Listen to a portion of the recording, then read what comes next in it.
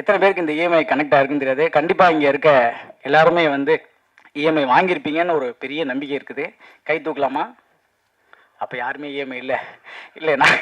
எனக்கு இந்த படம் எப்படின்னா பல இஎம்ஐயை கட்டுறதுக்கு ஹெல்ப் பண்ணுச்சு. அதுக்கு மலையன் சார் தேங்க்ஸ் சொல்கிறேன். இல்லை, பொதுவாக ஒரு படத்துக்கு பேமெண்ட் வாங்குறது இருக்குல்ல, அது சான்ஸை வாங்குறத விட பெரிய கஷ்டம். இந்த சான்ஸ் கூட ஈஸியாக கிடச்சிரும். ஆனால் இந்த பேமெண்ட் வாங்குறது இருப்பாருங்க. நானும் இந்த 26 வருஷமாக நடிச்சிட்டு இருக்கேன். சைல்டு ஆர்டிஸ்ட்லேருந்து தயாரிக்கிற எல்லாருமே நாங்கள் படம் பண்ணுறோம், நீங்கள் சம்பளத்தை இவ்வளோ வாங்கிக்கங்கன்னு சொல்லுவாங்க. ஆனால் முழுசாக கொடுக்கறது ஒரு சில பேர் பட்டு தான். அதில் எங்களுடைய ப்ரொடியூசர் மலையன் சாருக்கு ரொம்ப நன்றி. அது யாரையும் குறை சொல்கிறதுக்கே கிடையாது. முதல்ல முக்கியமாக என்னுடைய திரை கடவுளுக்கு மேடையில் இருக்கக்கூடிய தெய்வங்களுக்கு ரொம்ப நன்றி. எங்களை ஒரு படத்தை வந்து சப்போர்ட் பண்ணுறதுக்கு முன்னாடி நிற்கிற எங்களுடைய, ஏன்னா இந்த பொறுப்பு எல்லாருக்குமே இருக்குன்னு நினைக்கிறேன். சார் இதை நான் பேசலாமான்னு தெரியாது, ஆர் உதயகுமார் சார் சொல்லிட்டு போயிட்டாங்க.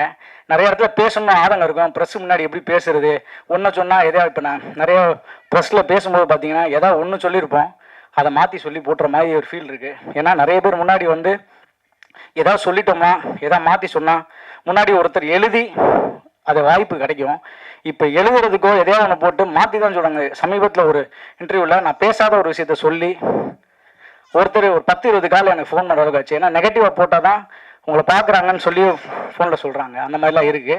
ஸோ எப்படி ஒரு இயக்குநர்களுக்கும் தயாரிப்பாளருக்கும் ஒரு படத்தை திரை உலகத்தை சரியாக வழி நடத்துறதுக்கு ஒரு முக்கிய பங்கு இருக்கோ, நம்முடைய பத்திரிகையாளரும் உங்கள் பாதம் தொட்டு கேட்டுக்கிறேன், உங்களுக்கும் அந்த பங்கு இருக்குது. பார்த்து எழுதுங்க, பார்த்து செய்யுங்க. ஆர் உதயகுமார் சார் சொல்லிட்டு போனாங்க. எனக்கு இப்போ கூட பேரரசன் ஒரு ரெக்வஸ்ட் மாதிரி தான் கேட்டேன், வேண்டுகோள், ஒரு ஆதங்கம் தான். ஏன்னா இதுக்கு முன்னாடி ஒரு படம் நடிச்சிருந்தேன். 40 படங்கள் கிட்டத்தட்ட வெளியே வர வேண்டிய போராட்டங்கள் இருக்குது. அதில் ஒவ்வொரு படமும் வரும்போது எனக்கு ஒரு திருவிழாவாக ஃபீல் ஆகுது. ஒரு ப்ரொடியூசர் நடித்த எனக்கு சம்பளம் வாங்கின எனக்கே இவ்வளோ இருக்குன்னா, அந்த படத்தை தயாரித்த தயாரிப்பாளர்களுக்கு எவ்வளோ பெயின் இருக்கும், எவ்வளோ கனவுகள் இருக்கும், டைரக்டருக்கு எவ்வளோ விஷயங்கள் இருக்கும்னு ஆசையாக இருக்கும். அவங்க எப்படியாவது இந்த படத்தை வெளியே கொண்டு வந்துடணுமே அப்படின்ட்டு. நிறைய பேர் கேட்பேன், பாண்டி என்ன சமயத்தில் நடிக்கலையானுவாங்க. ஐயோ நடிச்சுக்கிட்டு தாங்க இருக்கேன், படங்கள் தயாரிப்பாளர்கள் வெளியே கொண்டு வரணும். அந்த ஆப்ளிகேஷனை இப்பயும் இயக்குனர் சங்கத்துக்கு முன்னாடி வைக்கிறேன். ஏன்னா தயாரிப்பாளர்களும் இயக்குனரும் சேர்ந்து மட்டும்தான் இந்த இண்டஸ்ட்ரியை காக்க முடியும். மற்ற எல்லாருமே வேலை பார்க்குறவங்க தான். ஏன்னா கிரியேட்டர்ஸ் அவங்க தான். ஒருத்தர் கிரியேட்டர் நம்பி ஒருத்தவங்க பணம் போடுறாங்க. அந்த ப்ரொடியூசருக்கு உண்மையிலே சொல்கிறேன் சார், ரிலீஸ் பண்ணுறதுக்கு வழிகள் இல்லாமல் ரொம்ப கஷ்டப்படுறாங்க சார். ஒவ்வொரு ப்ரொடியூசர்ஸுமே முடிச்சிடுறாங்க. இப்போ புது தயாரிப்பாளர் இருக்காங்க, நம்ம தயாரிப்பாளரும் இயக்குனர் சங்கமும் சேர்ந்து ஒரு கமிட்டி ஒன்று ஃபார்ம் பண்ணி ஒரு படத்தை எப்படி ப்ராப்பராக ரிலீஸ் பண்ணலாம், ஒரு ப்ரெஸ் மீட் இப்படி ஒரு இந்த வழியில் இத்தனை தியேட்டர்ஸ் ரிலீஸ் பண்ணோம். ஏன்னா கிட்டத்தட்ட 25 லட்ச ரூபா அந்த தயாரிப்பாளர் இழந்திருக்காங்க. தனிப்பட்ட மாதிரி போங்க சார், இண்டஸ்ட்ரி வேணாம் சார் அப்படின்னு அந்த ப்ரொடியூசர் போயிட்டார். ஸோ அந்த மாதிரி எந்த தயாரிப்பாளருக்கும் நடக்கக்கூடாது. நீங்கள் நினச்சிங்கன்னா இந்த கமிட்டியை கரெக்டாக ஃபாலோ பண்ணி அவங்களுக்கு அந்த படத்தின் மூலிமா ஒரு பெரிய வருவாய் எடுத்து ஒரு சங்கத்துக்கு வருமானம் வரலுக்கு கூட செஞ்சிங்கன்னா கைட் பண்ணுறதுக்கு இங்கே ஆள் இல்லை சார். இந்த வழியில் ரிலீஸ் பண்ணுங்கள், இத்தனை படங்கள் ரிலீஸ் ஆச்சுன்னா அது சிறு தயாரிப்பாளர்கள் தான் 80% ஆஃப் இண்டஸ்ட்ரியில் எல்லாருக்கும் வேலை கொடுக்கறது.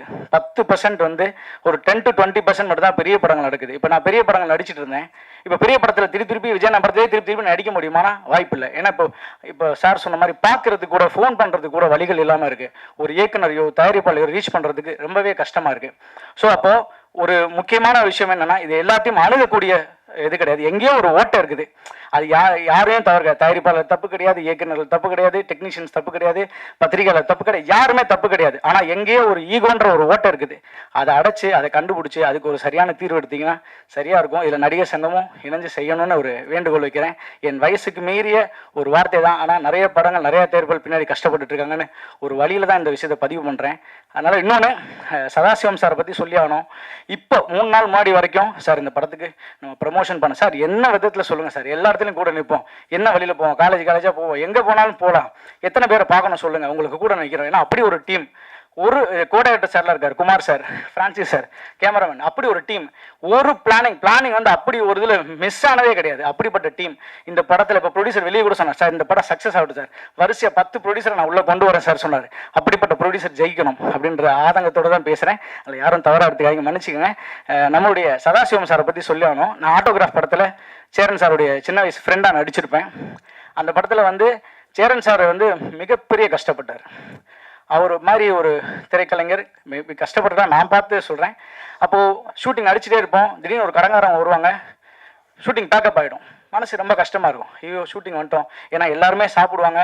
திடீர்னு பார்த்தா ஒரு ஃபோன் வரும், எல்லாம் கிளம்புங்க, ரூமுக்கு திடீர்னு வாடகை கொடுக்க முடியாது, இல்லை ஒவ்வொரு அசிங்கங்களையும் பட்டு அவர் சேரன் நான் பார்ப்பேன், அண்ணா என்னென்னு சொல்லும்போது இல்லைடா பார்த்துக்கலாம்டா இதெல்லாம் கடந்து போகணுண்டான்னு சொல்லிட்டே இருப்பார். அப்படி ஒரு சேரண்ண ஆட்டோகிராஃப்ன்ற ஒரு படம், அந்த படம் வெற்றி அடைஞ்சு எப்பேற்பட்ட ஒரு வெற்றி அந்த இயக்குனருக்கு கிடச்சிருந்தா இந்த சினிமா யாரையும் கைவிடாதுன்றது பெரிய நம்பிக்கையை கொண்ட ஒரு இடம் தான் அந்த ஆட்டோகிராஃபுடைய வெற்றி. அதே சேரண்ண வெற்றி அடைஞ்சதுக்கப்புறம் அந்த ஒரு விஷயமும் பார்க்கும் பொழுது அவருடைய வளர்ச்சியில் ரொம்ப சந்தோஷப்பட்டேன். அது மாதிரி நடிச்சுக்கிட்டே இருக்கும் ஆதவன் சொன்னார், இந்த மாதிரி நடிச்சுக்கிட்டே இருக்கும்போது திடீர்னு ஃபினான்ஸ் ஆகாமல் போகிறேன். ஏன்னா ப்ரொடியூசர் சொல்லலாம், ப்ரொடியூசரும் அவரும் ஃப்ரெண்ட்ஸு. அவர் சொன்னார், யாரோ ஒருத்தனை போய் நான் ஹீரோ ஆக்குறதுக்கு என் நண்பன் நீயாவிடா, அந்த காசு வந்தாலும் சரி வரலாலும் சரின்னு சொல்லிட்டு அவருக்கு ஒரு பெரிய ஹோப் கொடுத்த ஒரு ப்ரொடியூசருக்கு தயவுசெய்து ஒரு கைத்தட்டுறேன். ஏன்னா பணத்தை தாண்டி அவங்களுடைய கிரியேட்டிவிட்டிக்காக அவர் செஞ்ச இந்த ஒரு மிகப்பெரிய ஒரு முன்னெடுத்தல் இத்தனை பேரை வாழ வச்சிருக்கு. இங்கே உழைச்சி அத்தனை பேருக்கும் இஎம்ஐ கட்டுறதுக்கு கண்டிப்பாக யூஸ்ஃபுல்லாக இருந்திருக்கும். ஸோ இன்னொன்று என்னென்னா, முக்கியமாக என்னுடைய ஆதவன் ஐயாவை பற்றி சொல்லி ஆகணும். ஆதவன் ஐயா வந்து நாட்டிலே இருக்கிறது இல்லை, நாட்டில் இருந்தால் தானே ஷூட்டிங் கூப்பிடுவாங்க. இவர் எப்போ பார்த்தாலும் யூஎஸ் போயிடுறாரு. உண்மையை சொல்லுங்கள், யூஎஸ் தானே போகிறீங்க, யூஎஸில் போயிட்டு நல்லா சம்பாதிக்கிறாரு. எனக்கு பாருங்க, இப்போ கேட்கும் கூட என்னை கூப்பிடாங்க, வருஷத்துக்கு ஒரு படம் தான் பண்ணுவேன்னு சொல்லிட்டு போயிட்டாரு. மறைமும் வாய்ப்பு கொடுக்காதீங்கன்னு சொல்லிட்டாரு. ஐயா இருக்க இப்போ எங்களை மட்டும் செய்றீங்க வச்சு, அதனால் இவர் சொல்லிட்டு போயிட்டாரு. ஆனால் உண்மையிலேயே அவர் பாதி நேரம் யூஎஸில் தான் இருக்காரு. நான் தான் சொன்னேன், அடுத்த வாட்டி எங்களையும் கூப்பிட்டு போங்க, நான் பாடுவேன், டான்ஸ் ஆடுவேன், நல்லா ஏதாவது பண்ணுவேன், ஜிம்மிக்கு பண்ணேன், நான் நடிக்கிறதுக்கு நான் என்னென்ன செய்யலாம் நீங்கள் சொல்லுங்கள் அப்படின்னு சொல்லிட்டு அவர்கிட்ட சொல்லியிருக்கேன். அதை ஐயா யூஎஸ் போங்க, கூப்பிட்டு போங்க, ரொம்ப சந்தோஷம். பெரியவர்கள் எல்லாரும் வயசுல மீது எல்லாருமே இருக்கீங்க. இது வந்து ஒரு முழுக்க ஒரு மனக்குமுறல்கள் தான். நிறைய தயாரிப்பாளர்களை வாழ வைக்கிறதுக்கு நாங்கள் பிளாக் பாண்டி போய் நின்று ஒரு விஷயம் செய்ய முடியாது. இங்கே இருக்க திரை ஜாம்பவான்கள் A Venkatesh sir, Prabhakaran sir, Bhagyaraj sir, Perarasan, Devani ma'am எல்லாருமே சேர்ந்து ஏதாவது ஒரு பெரியவங்க இருக்கீங்க, எங்களுக்கு முன்னாடி இருக்கக்கூடியவங்க இருக்கீங்க, ஏதாவது ஒரு வழி செய்யுங்க, நல்லபடியாக இருக்கட்டும். இந்த படம் நல்ல வெற்றி அடையணும், பெரிய லெவலில் வெற்றி அடையணும். எங்கள் ப்ரொடியூசருக்கு நிறைய காசை இந்த இயற்கையும் இறை சக்தியும் கொடுக்கணும்னு நான் கேட்டுக்கிறேன். தொடர்ந்து நீங்கள் படம் பண்ணணும் சார். அதில் எல்லாரும் எங்களை மாதிரி கலைஞர் எல்லாருக்கும் வாய்ப்பு கொடுங்க, இயக்குநர்களை உருவாக்குங்க. இன்னொரு விஷயம் சொல்லணும், லைக்கா இன்னைக்கு மூடப்பட்டதுன்னு 2 நாள் முன்னாடி ஃபீல் ஆச்சு. ஐயோ இவ்வளோ பெரிய நிறுவனம் மூடிட்டாங்கன்னு. சார் அவங்க ஒரு 20-30 படம் பண்ணியிருப்பாங்க, ஆனால் அந்த காசுக்கு ஒரு 500 டைரக்டர் இந்த படத்தில் உருவாக்கி விட்டுருக்கலாமே சார். 500 படத்தில் 400 படம் ஹிட் ஆகிறதுனால இந்த கம்பெனி இன்னும் வேர்ல்டு ஃபுல்லாக பேசப்பட்டிருக்கோன்னு சொல்லி ஆசை வந்துச்சு. ஆனால் அது பேச முடியாது. தயவு செய்து என்னை மன்னிச்சிருங்க, ஏதாவது தவறாக பேசியிருந்தா. ரொம்ப நன்றி. படத்தில் நான் வந்த சீனை விட அதிகமாக எனக்கு போஸ்டர் வச்சுருக்காரு. அதுவே எனக்கு ரொம்ப சந்தோஷமாக இருந்தது. நான் அப்போ வீட்டில் எங்கள் அப்பாட்ட வரும்போது சொல்லிட்டு வந்தேன், இனி அஜித்துக்கு அப்புறம் நான் தான் அப்படின்னு. என்ன சொல்கிறேன் அப்படின்னாரு. அவரும் வருஷத்துக்கு 1 தான் பண்ணுறாரு, நானும் வருஷத்துக்கு 1 படம் தான் பண்ணுறேன். என்ன அவர் படம் ஃபுல்லாக வருவார், நான் படத்தில் ஒரு 2-3 சீன் தான் வருவேன் அப்படின்னு. ஸோ அந்த ஒரு அருமையான வாய்ப்பு சதாசிவம் சார். ஸோ எனக்கு இந்த விழா ரொம்ப சிறப்பான ஒரு விழா. அவர் சொன்ன மாதிரி இன்றைக்கி நிறைய படங்கள் ரிலீஸ் ஆகாமல் இருக்குங்கிறது உங்கள் எல்லாருக்குமே தெரியும். ஸோ இந்த மாதிரி படங்களை நம்ம ஆதரவு கொடுக்கணும், என்கரேஜ் பண்ணணுங்கிறதும்.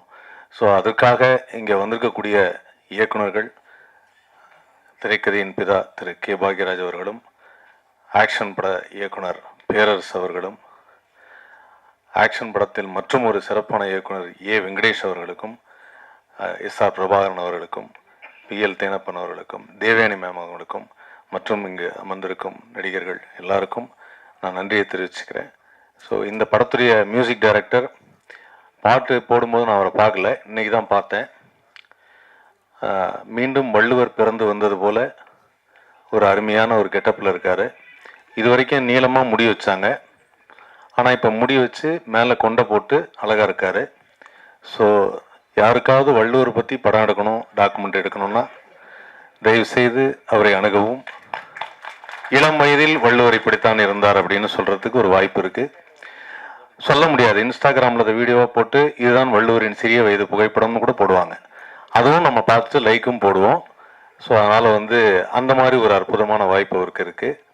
அண்ட் இந்த படத்து மூலிமா நயன்தாராக்கு பிறகு இனிமேல் எனக்கு பட்டம் வேண்டாம் அப்படின்னு சொல்கிறேன். பிளாக் பாண்டி, இனி அவரை பாண்டி என்றே அழைக்கணும் அப்படின்னு சொல்லியிருக்காரு. எனக்கு இந்த பட்டமெல்லாம் வேணாம், என்னுடைய பேரே நல்ல பேர் அப்படின்னு இருக்காரு. அதனால் அவர் இனிமேல் பாண்டின்னு தான் நீங்கள் சொல்லணும். பாண்டி நல்லா டான்ஸ் எல்லாம் ஆடி நமது தளபதி விஜய் இல்லாத குறைய தீப்பார் அப்படின்னு தெரியுது. ஏன்னா அந்தளவுக்கு அவருடைய பர்ஃபார்மன்ஸ் இருக்குது. அந்த சதாசிவம் சார் டைரக்டராக படத்தை டைரக்டும் பண்ணிவிட்டு நடுவில் ஃபினான்ஷியலாக ஹேண்டிலும் பண்ணிவிட்டு எப்படி இவ்வளோ சிரிச்சினே நடிச்சிங்க அப்படின்னு சொல்லி ஒரு டவுட் எல்லாருக்குமே இருக்குது. ஏன்னா படம் ஃபுல்லாகவே ஒரு எல்லா சீன்லுமே வந்து ஒரு ஸ்மைலிங்லேயே இருக்கார். அதில் எனக்கு தெரிஞ்ச ஒரு இஎம்ஐ கட்டலங்கிற சோகமே 2-3 இடத்துல தான் இருக்குது. மற்ற இடத்துல எல்லாத்துலேயுமே அவ்வளோ அழகாக ஒரு ஸ்மைலிங் ஃபேஸ் அது. ஸோ அந்த ஃபேஸ் வந்து எனக்கு ரொம்ப பிடிச்சிருந்தது சதாசிவம் சார். நான் உங்களோட பெரிய ஃபேன் ஆகிட்டேன். ஸோ இந்த படத்துடைய மியூசிக் டைரக்டர், கேமராமேன் எல்லாருக்குமே ரொம்ப நல்லா பண்ணியிருக்காங்க. அண்ட் ஏற்கனவே சொன்ன மாதிரி பெரிய படங்கள், பெரிய இன்னைக்கு இருக்கிற தயாரிப்பாளர்கள் எல்லாருமே வந்து என்னோடய ஃப்ரெண்டு ஒருத்தர் கதை சொல்ல போனார். படம் என்ன தம்பி, ஒரு 40 கோடி ரூபா பட்ஜெட் இருக்குமோ ஒருத்தர் கேட்டார். இல்லை சார் 4 கோடி ரூபா தான். ஏன் 4 கோடி ரூபாய்க்கு நான் படம் பண்ணுறதில்ல பண்ணிட்டார். ஸோ அதனால் இப்போ இருக்கிற தயாரிப்பாளர் எல்லாருமே 40 கோடிக்கு படம் பண்ணணும், பெரிய லெவலில் பேசணும், பிஸ்னஸ் அந்த வெளியில் வந்து 4 பேருக்கு தெரியணும் அப்படின்னு நினைக்கிறாங்களே தவிர கண்டென்ட்டுக்கு முக்கியத்துவம் கொடுக்கறதில்ல அப்படின்னு சொன்னார். ரொம்ப சிறப்பான ஒரு விஷயத்தை உதயகுமார் என்ன சொல்லிட்டு போயிருக்காரு. உண்மைதான். ஆனால் ஒரே ஒரு விஷயம் மட்டும் தெளிவாக நம்ம எல்லாரும் நம்பணும். லைஃப்பில் அட்வான்ஸ் டெக்னாலஜி வரும், லேட்டஸ்ட் ஃபுட்டு வரும், என்ன வேணாலும் வரும், பீஸா வரும், பர்கர் வரும், என்ன வரும். ஆனால் எங்கள் தெருவில் ஒரு ஓரமாக ஒரு அம்மா இட்லி சுட்டுருச்சு. கடந்த 25 வருஷமாக அந்த இட்லி மட்டும்தான் சுட்டு வைக்குது. அந்த இட்லியை சாப்பிட்றதுக்குன்னு எப்பவுமே வந்துட்டு இருக்காங்க. காரணம் என்னென்னா, பசியை போக்குறதுக்கு நம்ம மனசுக்கு பிடிச்சது இட்லி தான். அதனால் அங்கே என்ன தெரிஞ்சுக்கிட்டோம்னா, கான்டென்ட் தான் ரொம்ப முக்கியம். சும்மா கலர் கலராக நம்ம வந்து சாயம் போட்டுக்கிட்டு பூசிக்கிட்டே இருக்க முடியாது அப்படின்னு. ஸோ அதனால் எது புதுசாக வந்தாலும் இன்னைக்கு கதை ரொம்ப முக்கியம் அப்படிங்கிறத ரொம்ப அழுத்தமாக சொல்லிட்டு போயிருக்காரு. கண்டிப்பாக அதை வருங்காலத்தில் வரக்கூடிய திரைப்படங்கள் எல்லாம் பண்ணுவாங்க அப்படிங்கிற நம்பிக்கை இருக்குது. அப்படி வரக்கூடிய திரைப்படங்களில் ஒரு வருஷத்துக்கு ஒன்றாவது நான் நடிப்பேன் அப்படிங்கிற நம்பிக்கை எனக்கு இருக்குது. எனக்கு நடிகர் சங்க கார்டு இருக்குது, உறுப்பினர் சார். டப்பிங் யூனியன் கார்டு இருக்குது, உறுப்பினர் சார். அதனால் இயக்குனர் சங்கத்தில் சேர வாய்ப்பில்லை சார். ஸோ விரைவில் உறுப்பினராக முழு ஆதாரத்தோடு நான் இருக்கிறேன் என்பதை உங்கள் மத்தியில் நான் தெரிவித்துக் கொள்கிறேன். அதனால் அடுத்த வருடம் அடுத்த திரைப்படத்தில் உங்களை சந்திக்கிறேன். நன்றி, வணக்கம். இயக்குனர் சங்கத்தில் ஆதவன் தான் சொன்னார்ல, இயக்குனர் சங்கமே உட்காந்துருக்குன்னு. எல்லாம் பேரரசு சார் அவர்களுக்காக தான். பரவாயில்ல, இவர் நம்ம பிரபாரனையாவது பேரரசு சார் கூப்பிட்டார், என்னைய வந்து யாரும் கூப்பிடல, நம்பியை கூப்பிட்டாப்புல. எங்கள் யூனியனுடைய ஒருங்கிணைப்பாளர் நம்பியை வந்து ஃபோன் பண்ணி, சார் இந்த படத்தை ஆடியோ ஃபங்க்ஷன் நீங்கள் வரணும் அப்படின்னாரு. அப்படியா அப்படின்னா, இல்லை சார் நீங்கள் இது வந்து பேரரசு சாருடைய அசிஸ்டண்ட்டு அப்படின்னாரு. பேரரசு சார் அசிஸ்டன்ட் சொன்னோன்னா அப்புறம் மறுக்க முடியாது, கண்டிப்பாக வந்து தான் ஆகணும். ஏன்னா பேரரசு வந்து அந்த அளவுக்கு எங்கள் சங்கத்துக்கு வந்து இன்றைக்கி உழைச்சிட்டு இருக்கிற ஒரு உழைப்பாளி. ஸோ அந்த அன்றைக்கி நானும் சங்கத்தின் இணைச்செயலாளர்ன்ற முறையில் கண்டிப்பாக அந்த ஃபங்க்ஷனை கலந்துக்கணுன்ட்டு வந்தேன். பொதுவாக வந்து பார்த்தீங்கன்னா இயக்குனர் சங்கத்தில் இருக்கக்கூடிய மெம்பர்ஸில் 90% ஆட்களுக்கு வந்து இவருடைய பாதிப்பு இல்லாமல் அவங்க சினிமாவுக்கு வந்திருக்கவே மாட்டாங்க. அதுதான் எங்கள் எழுத்தாளர் சங்க தலைவர் திரு பாக்யராஜ் சார் அவர்கள். எந்த டைரக்டரை கேட்டாலும் சரிதான், அவருடைய பாதிப்பு, அவர் படங்களை பார்த்தோம், அவருடைய இன்ஸ்பிரேஷன் இருந்துச்சு அப்படின்னு சொல்லுவாங்க. அந்த அளவுக்கு பாக்யராஜ் சார் வந்து எல்லாத்துக்குமே தெரியும். நான் மீண்டும் மீண்டும் அவரை பற்றி சொல்லிட்டு இருக்கிறதுக்கு ஒரு எதுக்காக இந்த விஷயத்த சொல்ல வரேன்னா, பாக்யராஜ் சார் அவர்கள் வந்து நான் முதலாக சந்தித்தது ஒரு விமான பயணத்தில் தான். நான் அவருடைய தீவிர ரசிகன், அவருடைய படங்கள் ரெஃபரன்ஸ் அவ்வளோ பார்ப்பேன். ஆனால் ஃபஸ்ட்டு ஏர்போர்ட்டில் பார்க்குறப்ப இது ஃப்ளைட்டில் உள்ளே தான் உட்காரும்போது தான் பார்க்குறேன், என் பக்கத்தில் வந்து உட்காருறா அவர். எனக்கு ஷாக்கு, உடம்புலாம் வளவெல்லாம் விளக்குது. ஒரு புக்கோடு உட்காந்துருந்தார். வணக்கம் சார் அப்படின்னா தெரியும் பார்த்துட்டு வணக்கம் அப்படின்னா, சார் நீங்கள் மறந்துருப்பீங்க, எனக்கு ஞாபகம் இருக்குது. அதை புக்கை படிச்சுட்டு, அப்போ சார் நான் டைரக்டர் வெங்கடேஷன் தெரியும் அப்படின்னாரு. அப்போ நான் சொன்னேன், அவருடைய படங்களை பற்றி தான் பேசிக்கிட்டு இருந்தேன். சார் நீங்கள் விடியவரை காத்துற படத்தை திரும்பவும் ரீமேக் பண்ணலாமா சார் அப்படின்னு அவர்கிட்ட கேட்டேன். இது இருக்கும் ஒரு 12 வருஷமாக இருக்கும். ரீமேக் பண்ணலாமா சார் அப்படின்னு கேட்கும்போது, நான் பண்ணணும்னு ஐடியா வச்சுருக்கேன் அப்படின்னு சொன்னார். அந்த மாதிரி அவருடைய படங்கள் எல்லாமே ஒரு இன்னைய வரைக்கும் படைப்பாளர்களுக்கு வந்து ஒரு ரெஃபரன்ஸ் தான். அதே போல் எனக்கு ஒரு பெரிய ஒரு ஆதங்கம் என்ன உண்டுன்னு கேட்டிங்கன்னா, ஒரு டாக்டர்னு பார்த்தீங்கன்னா அவர் ஒரு எக்ஸ்பீரியன்ஸ் டாக்டருங்க அப்படிம்பாங்க. ஒரு பில்டர் கன்ஸ்ட்ரக்ஷன் எடுத்துக்கிட்டிங்கன்னா அவர் ஒரு எக்ஸ்பீரியன்ஸ் கன்ஸ்ட்ரக்டருங்க, அவர் ஒரு எக்ஸ்பீரியன்ஸ் இன்ஜினியருங்க அப்படின்னு எல்லாத்துக்கும் எக்ஸ்பீரியன்ஸ் சொல்லுவாங்க. ஆனால் சினிமாவில் மட்டும் குறிப்பாக அதுவும் இயக்குனர்களை எக்ஸ்பீரியன்ஸ் ஆயிடுச்சுன்னா ஏதோ அவங்க ஒரு பழைய பீஸ் அப்படின்ற மாதிரியே ஒரு ஃபீல் வந்து எல்லாத்தையும் இருக்குது. தயாரிப்பாளர்கிட்ட இருக்குது, ஹீரோக்கிட்ட இருக்குது, எல்லாத்துக்குமே இருக்குது. இதை நான் குற்றச்சாட்டாக சொல்லலை, அந்த எக்ஸ்பீரியன்ஸை பயன்படுத்தணும் அப்படின்னு நான் சொல்கிறேன். இப்போது பாக்யராஜ் சார் இருக்காருன்னா திரைக்கதையில் இன்னை வரைக்கும் அவருடைய கதையில் ரெஃபரன்ஸ் பண்ணி நிறைய படங்கள் நானே சொல்லுவேன். அவருடைய படங்களையும் இன்னும் இப்போ ரீசெண்டாக வந்து ஹிட்டான படங்களையும் ஈஸியாக ரெஃபர் பண்ணலாம் திரைக்கதைக்கு. அப்படி அவருடைய திரைக்கதையில் வந்து இன்னைக்கும் அவருடைய திரைக்கதையினுடைய பேட்டர்ன் தான் போயிட்டு இருக்குங்கள எந்த விதமான மாற்று கருத்தும் கிடையாது. வாங்க சினிமாவை பற்றி பேசலாம்னு அவர் சார் ஒரு புக் எழுதியிருந்தார். அந்த புக்கை படிச்சிங்கன்னா அந்த புக்கை படிச்சுட்டு நீங்கள் திரைக்கதை எழுதிடலாம். அவ்வளவு ஈஸியாக திரைக்கதையை பற்றி சொல்லியிருப்பாரு. ஒவ்வொரு அத்தியாயமும் அது ரொம்ப இம்பார்ட்டண்டான ஒரு அத்தியாயம். இப்போ தான் அதை ரீபப்ளிஷ் பண்ணியிருக்காங்க அந்த புக்கை. நம்ம திரையுலக நண்பர்கள் யாராவது சினிமா ஆர்வலராக இருந்தீங்கன்னா அந்த புக்கை வாங்கி படிங்க. அவ்வளோ இன்ஃபர்மேஷன் அந்த புக்கில் இருக்கும்.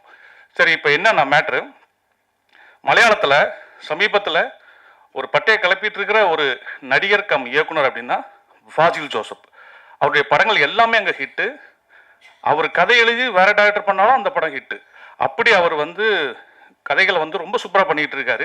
நம்ம இங்கே பேசிகிட்டு இருக்கோமே, உதயகுமார் ஆரம்பித்து எல்லாருமே, நானும் பல மேடையில் பேசியிருக்கேன் கண்டென்ட்டுன்னு. அந்த கண்டென்ட் என்னங்கிறதுக்கு அவர் படங்கள் தான் உதாரணம். ஸோ கண்டென்ட் எங்கேயுமே இல்லை, லைஃப்பில் இருக்குது. அங்கேருந்து எடுத்து பண்ணாலே அந்த படங்கள் ஹிட் ஆகும் அப்படின்னு அவர் வாசில் ஜோசப் எல்லா படத்துலையும் இருக்குது. இதை நமக்கு அப்போவே காட்டிட்டாரு நம்ம திரையுலக ஜாம்பவான் திரு கே. பாக்யராஜ் சார் அவர்கள். கோயம்புத்தூர்ல நமக்கு தெரியாத ஊரெல்லாமே அவர் படத்தில் வந்து சொல்லியிருப்பாரு. நிறைய சம்பவங்கள் அவர் படத்தில், மௌன கீதங்கள் ஆரம்பித்து உருகை ஓசை ஆகட்டும், எல்லா படங்களையுமே அவருடைய அந்த கேரக்டருடைய எளிமை, அவர் எங்கேயோ பார்த்த எங்கேயோ சந்தித்த மனிதர்களை ஹீரோ ஆக்கிடுவார். எங்கேயோ மறக்க முடியாத ஒரு கேரக்டர் சந்திச்சிருப்பாரு, அதை வந்து அவர் வந்து ஒரு கேரக்டராக மாற்றிடுவார். உருகை ஓசில் சங்கிலி முருகன் கேரக்டர் எப்படி வந்துச்சுன்னு அந்த புக்கில் எழுதியிருப்பார் பாருங்க, அவ்வளோ அழகாக இருக்கும். இதைத்தான் ஃபாசில் ஜோசப் பண்ணிட்டு இருக்காருன்னு நான் சொல்கிறேன்.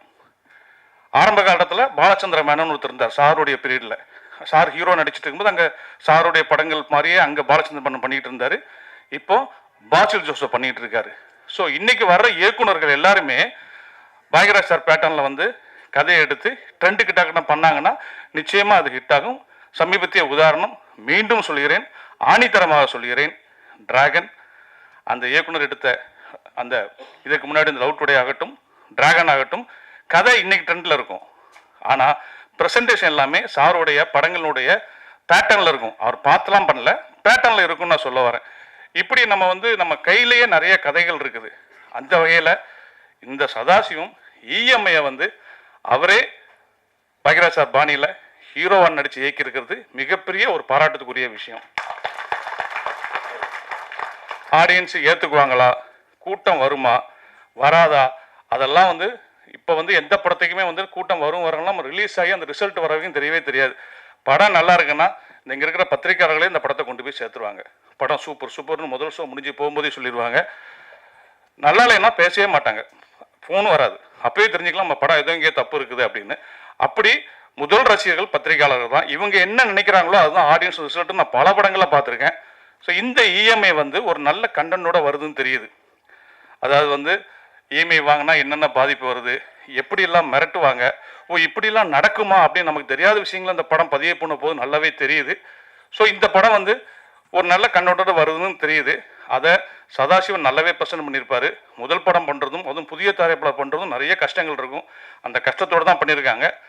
லக்கிலி அவங்களுக்கு சப்போர்ட்டாக பேரரசு சார் இருந்திருக்காரு. அது ஒரு பாராட்டப்பட வேண்டிய ஒரு விஷயம்.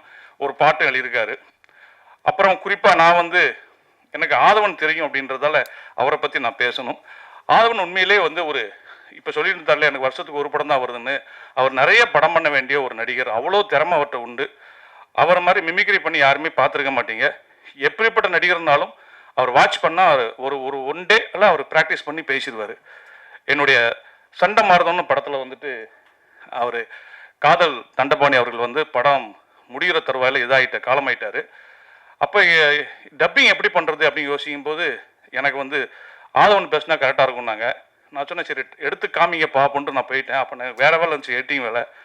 ஆதவன் பேசியிருந்தார். வந்து பார்த்தா எனக்கு அவராக பேசினார் அப்படின்ற மாதிரி இருந்துச்சு. அப்படியே அக்யூரேட்டாக காதல் தண்டபாணி பேசினார். இன்றைக்கும் சண்டமரம் படத்தில் காதல் தண்டபாணி பேசுனது அவர் தான். அப்படி ஒரு அற்புதமான ஒரு டேலண்டான ஆள். கொஞ்சம் நடிகை பாஸ் நீங்கள் பண்ணதுன்னு அது அந்த நிகழ்ச்சியெலாம் அவ்வளோ பாப்புலரான நிகழ்ச்சியை பண்ணார். இன்னும் சொல்ல போனால் அந்த ரீல்ஸ்லாம் வர்ற காலத்துக்கு முன்னாடியே பயங்கர வைரலான ப்ரோக்ராம் அது. அவர் பாண்டி எல்லாருமே இந்த படத்துக்கு சப்போர்ட்டாக வந்திருக்காங்க. குறிப்பாக தயாரிப்பாளரை சொல்லணும். ஒரு புதிய படத்தை எடுத்து அதை நம்பிக்கையோட அந்த டைரக்டரே ஹீரோவாக்கி அவர் இந்த படத்தை ப்ரெசென்ட் பண்ணியிருக்காரு.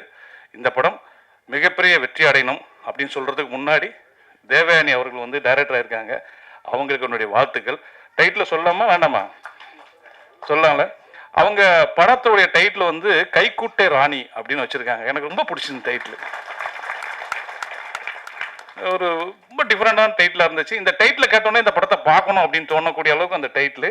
அது அவங்களுடைய முதல் டைரக்ஷன் அவர்களுடைய படம். அவங்களுக்கு என்னுடைய வாழ்த்துக்கள். இந்த இஎம்ஐ நிச்சயமாக ரசிகர்களை கவர்ந்து இந்த தயாரிப்பாளர் 10 பேரை கூட்டு வரேன்னு சொல்லியிருக்காருன்னு சொன்னாங்க. 10 பேர் இல்லை, நீ இன்னும் 20 பேரை கூட்டு வந்து இந்த இண்டஸ்ட்ரியில் நிறைய சின்ன படங்கள் வந்து வெற்றி அடையணும்னு வாழ்த்தி விடைபெறுகிறேன். நன்றி, வணக்கம். எனக்கு டைரக்டர்ஸ் யூனியனிலிருந்து இஎம்ஐயோட போஸ்டர் அனுப்புனாங்க, இந்த மாதிரி கலந்து கொள்ள வேண்டும் அப்படி சொல்லி. அதை பார்த்த உடனே எனக்கு ரொம்ப பிடிச்சிருந்தது. இஎம்ஐ டைட்டிலே ரொம்ப பிடிச்சிருந்தது. எல்லாருக்கும் கனெக்ட் ஆகிற மாதிரி டைட்டில், யூனிவர்சல் டைட்டில் தான் அது. ஸோ இஎம்ஐ இல்லாமல் யாராலையும் இருக்க முடியாது போல் இருக்கேன். அப்படி ஒரு லைஃப்பில் நம்ம வந்திருக்கோம். நல்லதும் கெட்டதும் கரெக்டாக நம்ம அதை யூஸ் பண்ணால் அதை விட ஒரு சிறப்பான ஒரு விஷயம் இல்லை இஎம்ஐ, இல்லையா? வீடு வாங்குறதுலேருந்து வண்டி வாங்குறதுலேருந்து எல்லாத்துக்கும் உதவுது அது. ஆனால் அது வந்து தப்பாக நம்ம ஓவராக பண்ணிட்டோம்னா கூட அது கெடுதல் தான். ஸோ எந்த அளவுக்குமா அதை யூஸ் பண்ணுறோமோ அதை தான் அது. பட் அதை ஒரு விழிப்புணர்வாகவும் ஒரு நல்ல விஷயமாகவும் படத்தில் சொல்லியிருப்பாங்க. ஸோ படத்தோட ப்ரொடியூசருக்கு முதல்ல நம்ம வரவேற்போம். அவர் ஜெயிக்கணும். இந்த காலத்தில் படம் பண்ணிட்டு ரிலீஸ் பண்ணுறது, எந்த காலத்துலேயும் படம் பண்ணிட்டு ரிலீஸ் பண்ணுறது ரொம்ப பெரிய ஒரு மிகப்பெரிய ஒரு சாதனை. அந்த சாதனையில் நீங்கள் இறங்கியிருக்கீங்க சார், வாழ்த்துக்கள். நீங்கள் ஜெயிக்கணும். அதுதான் ரொம்ப முக்கியமானது. நம்ம போட்ட காசை நமக்கு திரும்பி வரணும். அதுலேருந்து அட்லீஸ்ட் 10 20 நமக்கு அதிகமாக கிடைக்கணும். அந்த மாதிரி ஒரு நல்ல உங்களுக்கு வரணும். And I hope it happens. Yes. So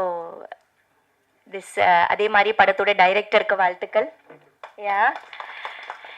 நாங்கெல்லாம் நடிக்கும்போது டைரக்டர்ஸ் வந்து நமக்கு கதை சொல்லும்போது நடுவில் நாங்கள் கேட்போம், நீங்கள் யாரோட அசிஸ்டண்ட் அப்படி கேட்போம்.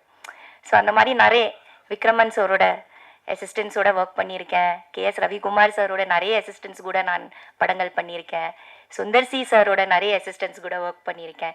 ஸோ நிறைய நல்ல புதிய தயாரிப்பாளர் கூட நான் வந்து ஃபர்ஸ்ட் படம் பண்ணியிருக்கேன். ஸோ அவங்க எல்லாம் வந்து ஒரு ஜெனரேஷன்ஸாக வருவாங்க. எந்த ஸ்கூல்லேருந்து வராங்க. ரொம்ப சந்தோஷம். பேரரசு சாரோட ஸ்கூல்லேருந்து வந்திருக்கீங்க, வாழ்த்துக்கள். இந்த படத்தில் ஒர்க் பண்ண Tanya, all the best to you. And படத்தில் நடித்த ஆதவன் சார், நிறைய இன்னும் நீங்கள் நடிக்கணும். உங்கள் ஸ்பீச் ரொம்ப அருமையாக இருந்தது. இன்னும் வருஷத்தில் 2-3 படங்கள் பண்ணுங்க சார். அஜித் குமார் சார் மாதிரி இருக்காதீங்க. We want you to see you more. And Pandi, you also. I think I worked with you long back, இல்லையா? சேர்ந்து ஒர்க் பண்ணியிருக்கோம் நம்ம. So you should work more. And everybody, and the hero of the today's function, you look so cute. So all the best to you. I hope this film is a grand success. நான் miss பண்ணிட்டேன், I'm sorry. Audio கொஞ்சம் means அந்த trailer பார்க்குறதுக்கு கொஞ்சம் late ஆயிடுச்சு. But anyway ரொம்ப நல்லாயிருக்கும்னு நினைக்கிறேன். இதில் ஒர்க் பண்ணுற எல்லாருக்கும், ஃபுல் டீமுக்கு என்னோட வாழ்த்துக்கள். நிறைய சக்ஸஸ், பெரிய சக்ஸஸ் ஆகணும். கைக்குட்டை ராணி, ஓகே. எப்போவுமே லைஃப்பில் ஏதாவது நம்ம புதுசாக பண்ணணும், நம்மளே டிஸ்கவர் பண்ணணும், புதுசாக ஏதாவது செஞ்சுட்டே இருக்கணும், ஒரு ஓடுற நதி போல் இருக்கணும்னு எனக்கு எப்போவுமே தோணும். ஒரே இடத்துல நம்ம இருந்தால் அப்படியே ஸ்டாக்னன்ட் தண்ணி மாதிரி ஆகிடுவோம் அப்படின்னு நினைக்கிறவனா, புதுசாக ஏதாவது நம்ம டிஸ்கவர் பண்ணணும். நமக்குள்ளே இருக்கிற எவ்வளோ டேலண்ட்ஸ் இருக்குது, அதை நம்ம ஏதாவது வகையில் கொண்டு வரணும்னு நினச்சிட்டு கைக்குட்டை ராணின்னு ஒரு சின்ன குறும்படமை நான் டைரக்ஷன் பண்ணேன். இந்த படம் வந்து இதே பிரசாதில் வந்து பிரசாத் மல்டிமீடியாவில் வந்து ஒரு சின்ன கோர்ஸ் எடுத்து டைரக்ஷன் கோர்ஸில் சேர்ந்து ஒரு 15 வீக்ஸோட டைரக்ஷன் ஷார்ட் டேர்ம் டைரக்ஷன் கோர்ஸில் சேர்ந்து இங்கே படித்து கடைசியில் அந்த படிப்போட முடிக்கிற நேரத்தில் வந்து நாம் வந்து ஷார்ட் ஃபில்ம் எடுக்கணும். அதில் வந்து எங்கூட 8 பசங்க படித்தாங்க. All were boys. I was the only girl and the most senior. So ரொம்ப ஒரு பியூட்டிஃபுல்லான ஒரு எக்ஸ்பீரியன்ஸாக இருந்தது. அண்ட் வேலிடேட்டரி ஃபங்க்ஷனும் இங்கே தான் நடந்தது. சர்டிஃபிகேட் கூட இங்கே தான் நான் வாங்கினேன். பிரசாத் இவ்வளோ பெரிய இன்ஸ்டிடியூஷனில் படிக்கிறது எவ்வளோ எனக்கு ஒரு சந்தோஷம், எவ்வளோ எனக்கு பெருமைன்னு சொல்கிறதுக்கு வார்த்தை இல்லை. இதே ஸ்க்ரீனில் என்னோட கைக்குட்டை ராணியை வந்து ஷோ போட்டாங்க. ஸோ ஒரு சின்ன குறும்படம் எடுத்திருக்கேன். ரொம்ப க்யூட்டான ஒரு ஃபில்ம். இந்த ஃபில்ம் வந்து ஜெய்ப்பூர் ஃபில்ம் ஃபெஸ்டிவலில் இப்போ ஜான்வரி மாதத்தில் நடந்தது. அதுக்கு பெஸ்ட் சில்ட்ரன்ஸ் அவார்டு கிடைச்சது. அதுக்கப்புறம் சென்னை ஷார்ட் ஃபிலிம் ஃபெஸ்டிவலில் கூட நாமினேட் ஆச்சு. டெல்லி ஃபிலிம் ஃபெஸ்டிவலில் கூட நாமினேட் ஆச்சு. அதே மாதிரி நிறைய ஃபிலிம் ஃபெஸ்டிவல்ஸ்க்கு அனுப்பியிருக்கேன். பார்க்கலாம்.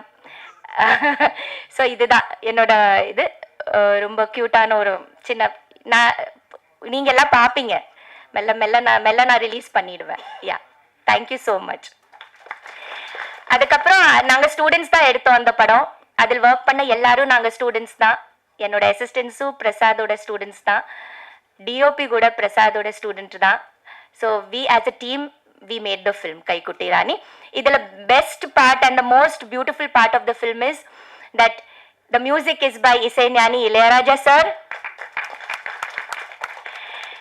நான் போய் அவருக்கு வந்து சொன்னதும் கதை சொன்னதும் சாருக்கு, அதே மாதிரி அந்த கண்டென்ட் காமிச்சதும் உடனே மியூசிக் ஆரம்பித்து எனக்கு வந்து மியூசிக் பண்ணிட்டு கொடுத்தாரு Raja sir. So I will be always grateful to Raja sir. And he's அதில் வந்து ஒரு அருமையான ஒரு பாட்டு, background music as well as lyrics எல்லாமே ராஜா சார் எனக்கு பண்ணி கொடுத்தாரு. So always thanks to Raja sir. And the editing is by Lenin sir. So he has done the editing of the film. So and Lakshmi Narayanan sir has done the music, mixing of the film, audio mixing. Effects are by Sedu sir. So in the team என்னோட ஃபிலிமில் வந்து பெரிய பெரிய technicians work பண்ணியிருக்காங்க. ரொம்ப ரொம்ப பெரிய பெரிய டெக்னீஷியன்ஸ் எல்லாரும் நேஷனல் அவார்ட் வின்னர்ஸ். ரொம்ப பெரிய டெக்னீஷியன்ஸ் ஒர்க் பண்ணியிருக்காங்க. எல்லாரும் எனக்கு ரொம்ப சப்போர்ட் பண்ணாங்க. ஸோ அதுக்கு நான் எப்போவுமே நன்றியோடு இருப்பேன். Thank you so much. தேங்க்யூ. இந்த இஎம் இசை வெளியீட்டு விழாவில் நான் சிறப்பு விருந்தினராக கலந்துக்கலை. இந்த படத்தில் ஒரு பங்குன்ற கலைஞராக தாங்க நான் கலந்துக்கிறேன்.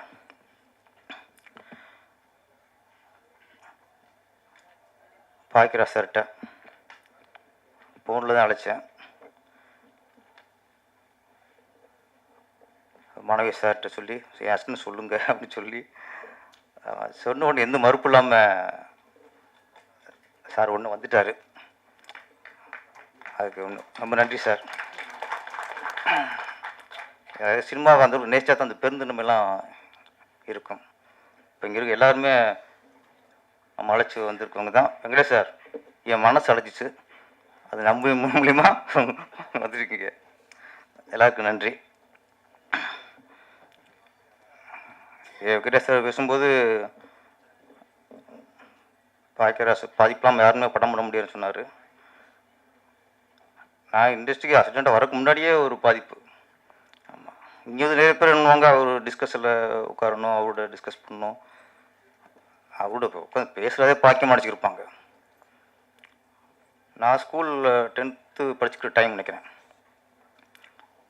ஜெமினி சினிமாவில் ஒரு போட்டி வச்சிங்க சார், கதை போட்டி. அதில் வந்து இன்ட்ரோல் வரைக்கும் கதை சொல்லிடுவார் சார் ஒரு கதையில். அதில் ஒரு தான் சொல்லிப்பார்ல, ஒரு படத்தில் வந்து இன்ட்ரோலுங்கிறது தான் ஒரு முடிச்சு. அந்த முடிச்சை எந்த அளவுக்கு நம்ம ஸ்ட்ராங்காக போடுறோமோ அந்தளவுக்கு இன்ட்ரோல் ஓவராக இருக்கும். அதுக்கப்புறம் இந்த முடிச்ச அவுக்குறது, ஒவ்வொன்றும் அவுக்குறது தான் அடுத்து செகண்ட் ஹாஃப் திரைக்கதையாக சிறப்பாக அமையும்ட்டு. ஜெமினி சினிமாவில் இன்று வரைக்கும் கதையை முடிச்சிட்டார். அதுக்கப்புறம் உள்ள கதை அங்கேயே முதல்ல சினிமாவுக்காக நான் கதையை யோசித்தேன். சினிமாவுக்காக கதை யோசிக்க வச்சது பாக்கிற சார் தான். யோசித்து போட்டிக்கு எழுதி அனுப்புனேன். ஆனால் ஒன்றும் வேலைக்கு ஆகலை. இருந்தாலும் அதான் ஃபஸ்ட்டு சினிமாவுக்காக என்னை கதை எழுத வச்சது பாக்கிர சார் தான்.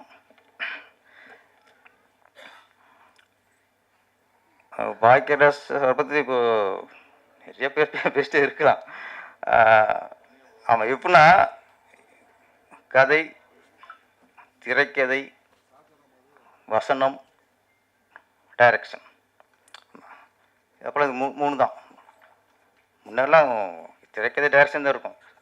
இந்த கதை, திரைக்கதை, வசனம், டைரக்ஷன் இது மூணையும் போட்டால் தான் அவன் தான் முழுமையான டைரக்டரு அப்படின்னு ஒரு வந்துச்சு. டி ராஜேந்தர் ஒருத்தர், அப்புறம் சார்.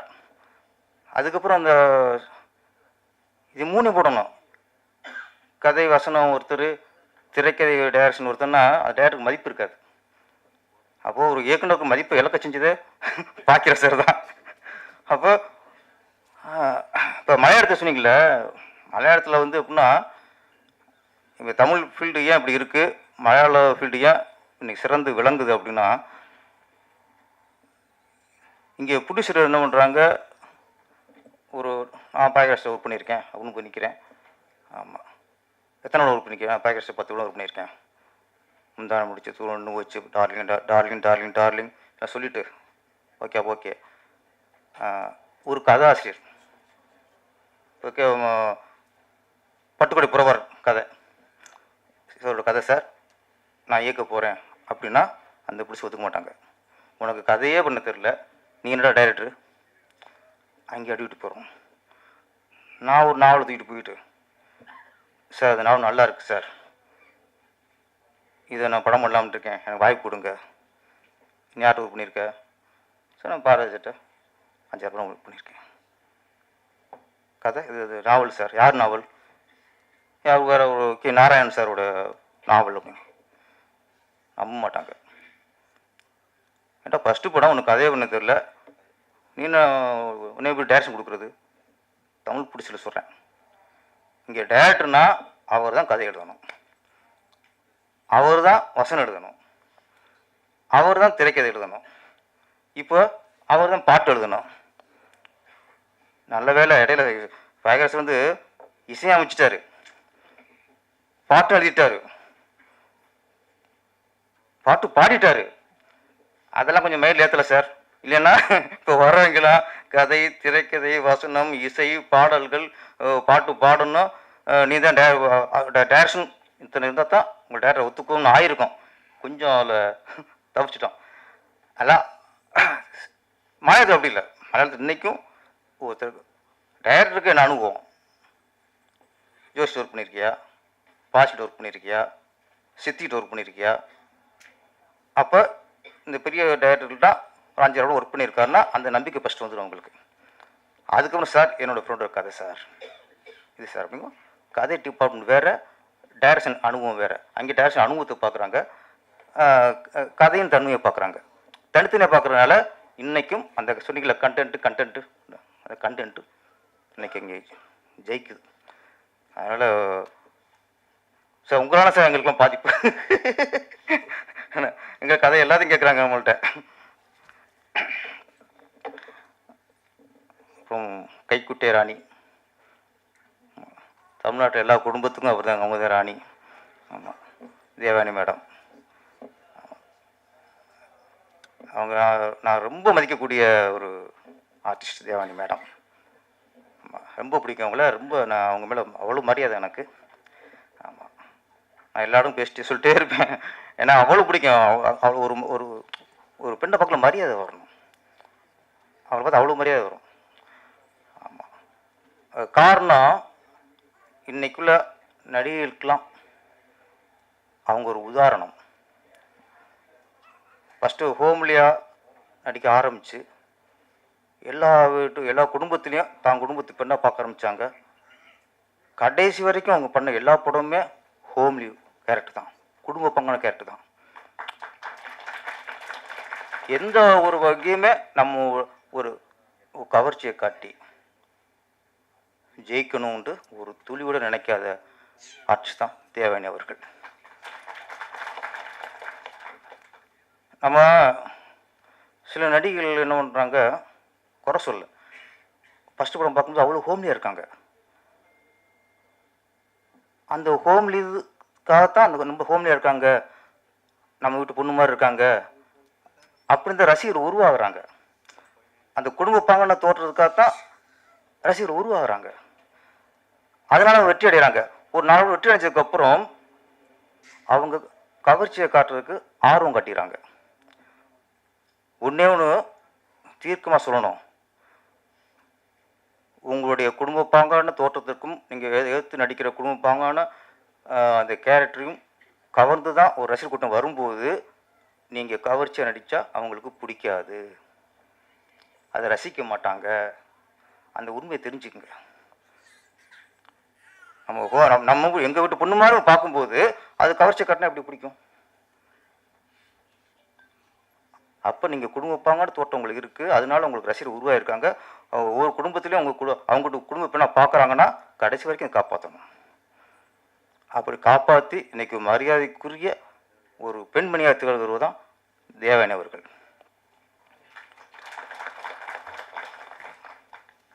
நான் ஃபஸ்ட்டு நான் ரஜினி ரசிகர்.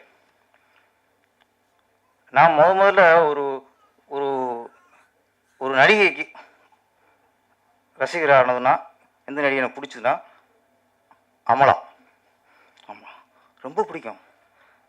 ஏன்னா அந்த மைதிலினி கதையெல்லாம் பார்த்துட்டு அவங்க அவ்வளோ காமெடியாக இருப்பாங்க, எனக்கு அவ்வளோ பிடிக்கும். அப்புறம் தொடர்ந்து வேலைக்காரனாக இருக்கட்டும், அப்புறம் மம்முட்டி சாரோட படம் பண்ணாங்க, எல்லா படமும் அவ்வளோ காமெடியா. அந்த காமெடியாக இருக்காங்கிறதுக்காகவே நான் அவங்களுக்கு ரசிகர் ஆகிட்டேன். நான் ஒரு படம், அந்த படத்தில் பார்த்தா மாடர்ன் ட்ரெஸ் போட்டாங்க. அது பரவாயில்ல, ஓகே, மாடர்ன் ட்ரெஸ் போட்டாங்க பரவாயில்ல. ஒரு டாப் டிஷர்ட்டுமே போட்டு அவங்கள ஓட விட்றாங்க. ஓட விட்டாலும் பரவாயில்ல, high speed shot. Director Amala அவர்களை ஹை ஸ்பீடில் மேலே ஓட விட்டு அவங்க கவர்ச்சியை பார்க்கணும்னு நினைக்கிறாரு. ஆனால் எனக்கு பிடிக்கல, எனக்கு வெறுப்பாக இருக்குது. ஏன்னா நான் ஹோம்லிக்காக தான் அவங்கள பார்த்துருக்கேன். அப்போ அவங்க ஹோம்லியாக பார்க்குற ஒரு ஆர்டிஸ்ட்டை போய் நீங்கள் செக்ஸாக காட்டும்போது, கவர்ச்சியாக காட்டும்போது அது மனசு ஏற்றுக்கொள்ளாது. இதை நிறைய ஆர்டிஸ்ட்டில் புரியாமல் கவர்ச்சியாக காட்டினா தான் நிலச்சி நிற்கணும்னு நினைக்கிறாங்க. என்னைக்கு கவர்ச்சியை காட்டுறீங்களோ அன்னைக்கு தலைச்சி ஏறும் மார்க்கெட். அதுக்கும் சில ஆர்டிஸ்ட் இருப்பாங்க, அவங்களுக்கு அதுதான் மூலதனமாக இருக்கும். அவங்களுக்கு அந்த உடல்வாகுக்கும் அவங்க கவர்ச்சி கவர்ச்சிக்காக மட்டும்தான் டேரக்டர் கூப்பிடுவாங்க. அவங்க நடிச்சு போட்டோம். கோமலி அவங்கள யாராவது கோமலிக்கு லுக்குக்காக, குடும்ப பாங்கான தோற்றத்துக்காக உங்களை ரசிக்க ஆரம்பித்தாங்கன்னா கடைசி வரைக்கும் அதை கடைப்பிடிங்கள். அப்போ தான் தேவயானி மாதிரி இன்றைக்கும் பேசப்படலாம். ஆமாம். அப்புறம் இயக்குனரும் ஆயிட்டாங்க, கைக்குட்டை ராணி இயக்குனர். வாழ்த்துக்கள் மேடம். ஆமாம், ஆர்டிஸ்ட் நடிகைகளில் முதல்ல பானுமதி அம்மா இயக்குனர் ஆனாங்க. அப்புறம் லட்சுமி மேடம் இயக்குனர் ஆனாங்க. அப்புறம் ஸ்ரீபிரியா மேடம் இயக்குனர் ஆனாங்க. லட்சுமி ராமகிருஷ்ணன் மேடம் இயக்குனர் ஆகியிருக்காங்க. நிறைய நடிகர்கள்லாம் இயக்குனராக வெற்றி அடைஞ்சிட்டாங்க. பானுமதி அம்மா இயக்குனராக வெற்றி அடைஞ்சாங்க. லட்சுமி அம்மாவும் இயக்குனராக வெற்றி அடைஞ்சாங்க. ஸ்ரீபிரியா மேடமும் இயக்குனராக வெற்றி அடைஞ்சாங்க. அதே மாதிரி அந்த வருஷத்தில் இந்த கைக்குட்டை ராணியும் மகாராணியாக உருவாக வேண்டும்.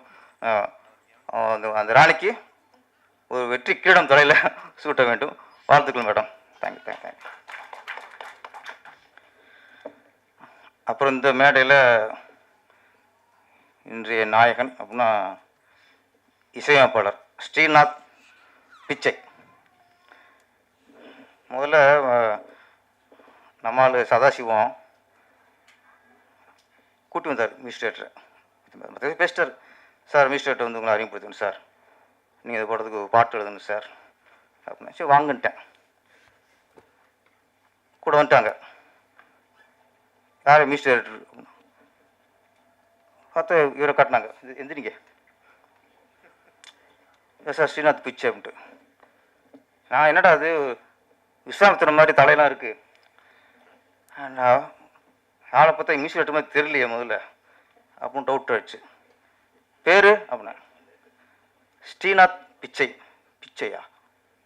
என்னோட ஏற்கனவே ரிஷி மாதிரி இருக்காப்புல, பேர் வேற பிச்சை. திருப்பி கொஞ்சம் என்ன அது உறுத்தலாச்சு. சரி ஓகே. அப்புறம் நானாக சமாளிப்படுத்திட்டேன். பிச்சைக்காரன்னு ஒரு படம், டைட்டிலே பிச்சைக்காரன்னு வச்சு படம் ஓடலையா?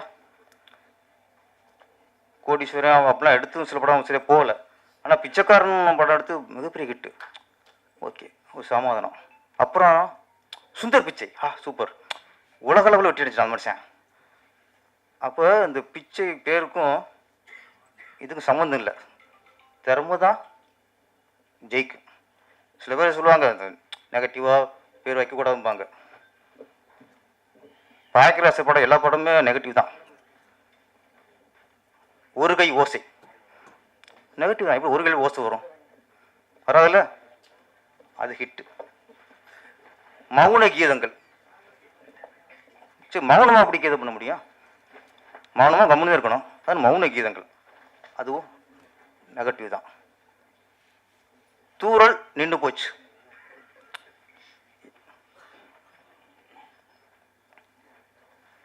நான் பார்க்குற பற்றி பேசும்போது தான் டிஸ்டர்ப் பண்ணுறது அவரை. அப்புறம் என்ன விஷயம் சாருக்கு தெரியாது. ஓகே சார், ஓகே சார், நன்றி.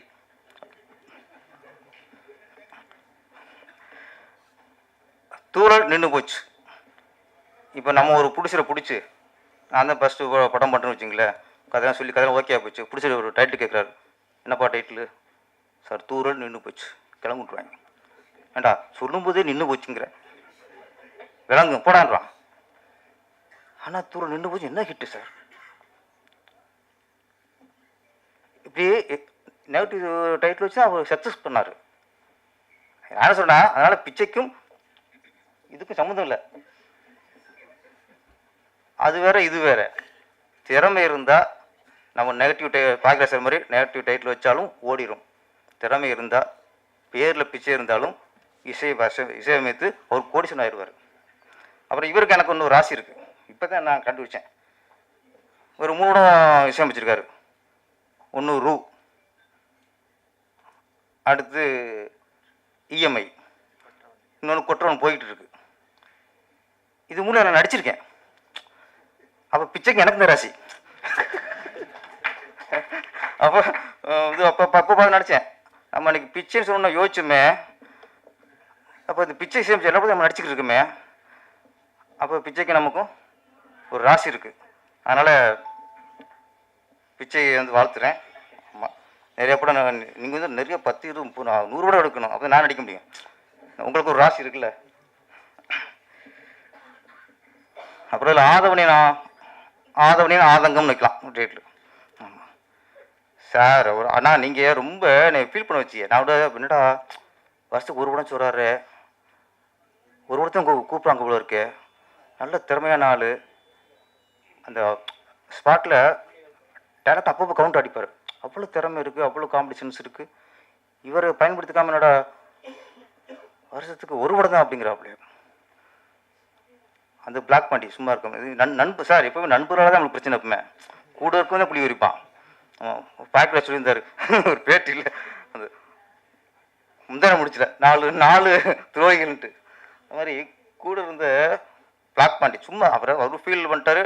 நானும் நினச்சேன், சரி யாராவது நீ இப்போ ஃப்ரெண்ட்ஸ் படம் ஆரம்பித்தா நம்ம ஆதவங்க சொல்லணும், சரி எப்போ நல்ல திறமைசாலிப்பா யூஸ் பண்ணிக்கமா சொல்லணும்னு நினைக்கிறேன். பிளாக் பாண்டி அவர் யூஎஸில் இருக்கார் சார். அவர் எப்போ வருவாரோ அப்போ நடிச்சுட்டு அப்புறம் கிளம்பிடுவார். அவர் சரி ஓகே, இது வேறு மாதிரி ஒரு டிஸ்ட்ரிக் நம்ம அப்போ எனக்கு போச்சு. எனக்கு அப்போ நிறைய சம்பாதிக்கிறாரு. அவர் யூஎஸ்ஏ செட்டில் ஆகிட்டாரு. அவர் இந்திய குடிமனே இல்லை, முதல்ல தமிழ் குடிமனே இல்லை. அவர் யூஎஸ் இந்திய குடிமனுக்கு நான் ஏன் போராடணும்? அப்புறம் நான் வந்து ஒரு அண்ணியை நான் நினச்சிட்டேன். அப்புறம் அவர் ஆதவன், நான் அஜித் மாதிரி வருஷம் ஒரு படம் பண்ணுவேன். அவர் காரஸு போயிட்டார், ஒரு படம் பண்ணார். நீங்கள் யூஎஸ்ஏ போய்ட்டு ஒரு படம் பண்ணுறீங்க. இதுக்கு நாங்கள் தானே பண்ணுவோம், அடிங்க. நீங்கள் உங்கள் ஆசைக்கு போயிட்டு ஒரு படம் பண்ணால் நாங்கள் ஃபீல் பண்ணணும். இதுக்கப்புறம் யூஎஸ்ஏ ப்ரோக்ராம் கட் பண்ணுங்க, 6 மாதம் இங்கே இருங்க. போச்சு. அதனால் 6 மாதம் இங்கே இருங்க. அந்த இந்திய குடியுரிமையை ரெனியூ பண்ணுங்க. ரெனியூ பண்ணிட்டு 4 படம் நானே வாங்கி தந்துடுறேன். இந்த எத்தனை டேரக்டர் இருக்காங்க, எல்லாரும் பொறுப்பு. பிளாக் பாண்டி அந்த பிளாக் அவர் உடனே லேடி சூப்பர் ஸ்டாரும் நயன்தாரா வேணான்னாங்க. அது அவங்க வேணான்னாங்க. இவர் அது மாதிரி பிளாக் பண்ணி நீ பாண்டின்னு கூப்பிடுங்க, அது பாண்டி சொல்லணும், நீங்கள் சொல்லக்கூடாது. அடுத்தவனை கட் பண்ணுறதுலையே இருக்கிறது. அவர் வாய்ப்பை கட் பண்ணுறாரு, இவர் ஒரு பட்டத்தை கட் பண்ணுறாரு. ஆனால் பிளாக் பண்ணியே மாற்றவே முடியாது. ஏன்னா பிளாக் பண்ணிக்கிறது அவர் உருவ கலருக்காக வச்சது. அதனால் அது சேர்ந்து சார், அது சேர்ந்து தான் பிளாக் பண்ணி. ஓகே. அப்புறம் இந்த படத்தில் ஒரு பாடல் அதுதான் வந்தாங்க. முதல்ல எழுதி வாங்கிட்டு அப்புறம் நடிக்க வச்சுட்டாங்க. அந்த பாட்டு தான் அந்த அசுக்கு புஸ்கு மட்டும் பாட்டு. நான் ஃபஸ்ட்டு ஒரு டைப்பை எழுதினேன். அவங்க எல்லோரும் மியூசிக் டைரக்டர் எல்லாருமே, இல்லை சார் நீங்கள் விஜய் படத்தில் ஓப்பன் சாங் எழுதுவீங்களே, ஆமாம் அது மாதிரி பவர்ஃபுல்லாக வேணும்ண்ணா. அது விஜய்க்கியா? இல்லை சார் அந்த மாதிரி ஒரு சாங் வேணும் சார். சரி நான் விட்டேன், சரி ஆசைப்படுறாங்களே, சரி ஒன்று அடிச்சுட்டேன். அடிச்சுட்டு ஆனால் இந்த பேர் தான் பிச்சை, நம்மளை பிச்சை எடுத்துட்டாரு. ஆமாம் சார் டென்ட்டுக்கு வாங்குங்கிறாரு. என்னையா டென்ட்டுக்கு வாங்குங்கிறியா சார்? கொஞ்சம் இங்கிலீஷ் வார்த்தைலாம் போட்டு இப்படி தானே. அப்போ தான் நிறையா இங்கிலீஷ் வார்த்தைலாம் போட்டு நிரப்பி அனுப்பியாச்சு. நான் டவுட்டில் இருந்தேன். அப்புறம் சாங் போட்டு கேட்டாங்க. போட்டு காட்டினும்போது இன்னும் பயம் வந்துருச்சு. விஜய் சார் மாதிரி பாட்டு எழுத சொல்லும்போது அவர் பயம் இல்லை. சாங்கு போட்டு காட்டும்போது எனக்கு விஜய் சார் பேசும்போது வந்து போகுது. என்னடா இவங்க இப்படி டெம்பிள் அடிச்சிருக்காங்களே மேக்ஸா, ஏன் புது ஹீரோ புதுசு இன்னொன்று போகிறாங்களேன்னு பயம் இருந்துச்சு. அப்புறம் முடிச்சுட்டு ஒரு நாள் போட்டு காட்டினாங்க. மாஸ்டர் சுரேஷுங்க சூப்பர் சார், பெண்டு கழட்டிட்டாரு. அவர் அப்படி சொல்லிப்பாங்க போல இருக்கு. ஏஆர்எஸ் படத்தில் விஜய் சார் இப்படி ஆடினாரோ அது மாதிரி முட்டி போட்டு புரண்டு கொண்டு என்ன ஆட வைக்கணும் அங்கேயும் பிட்ட போட்டாங்க போல இருக்கு. அவர் சொல்லி பார்த்துருப்பாரு, தம்பி உண்டு நீங்கள் அதுவும் கொடுங்க. ஆனால் சார் நல்லா ஆட வச்சிருக்கு சார். ஒரு புது இருந்தளவுக்கு ஆட மாதிரி தெரில. ஒரு நல்ல ஒரு சாங் சில புதுசு ஆடுறவங்க போது நமக்கு கொஞ்சம் ஓவராக தெரியும், மிகையாக தெரியும். இந்த பாட்டு பார்க்கும்போது ஒரு புதுமுகம் இந்த மாதிரி ஆடிக்கான்னு தெரில. யதார்த்தமாக நல்லா அமைஞ்சு வச்சு. வாழ்த்துக்கள் சதாசிவம். ஆனால் இவர் ஏன் அஸ்டன் சொல்கிறாரு? ஆனால் இவர் ஏஷன் மாதிரி இல்லை, அவர் பாய்க்கிற அஸ்டன் மாதிரி இருக்கார். நம்ம உள்ளே டைரக்ஷன் தான் ஒதுங்கிட்டோம். ஏதோ என் படத்துக்கு ஒரு சீன் வருமே, அவ்வளோதான். இவர் பாய்க்கிற நினச்சிட்டு தான் ஒரு இருந்திருக்காரு. சும்மா நம்மளை சொல்கிறது குருநாதன்ட்டு. பாய்க்கிறது தான் அவரே டைரக்டர், அவரே ஹீரோ. அது மாதிரி அவரே டைரக்டர், அவரே ஹீரோ. அப்போ நீ பாய்க்கிறதோட அஸ்டண்ட் தான், அவரோட அஸ்டண்ட் தான். அவன் உனக்கு மானசிக குரு பாய்க்கிற சார் தான், இண்டஸ்ட்ரிக்கு அவர் தான், உங்களுக்கும் அவர் தான். இன்னைக்கு சார் வாழ்த்துறதே உங்களுக்கு பெரிய பாக்கியம்ப்பா. அப்புறம் இந்த இஎம்ஐ டைட்டிலுக்கு வருவோம் சார். சீக்கிரம் முடிச்சிட்டேன் சார். சார் எப்படா முடிப்பான், இவன் வேறு ஆரம்பிச்சிட்டானே. 2 நிமிஷம். ஏன்னா எல்லாம் பேசி விட்டு படத்துக்கு பேசி வச்சிங்களா, இவங்க கொண்டு அப்படியே என்ன சார் வேலையை பண்ண மாட்டேங்கிட்டு. இஎம்ஐயில் நிறைய சொல்லிட்டாங்க.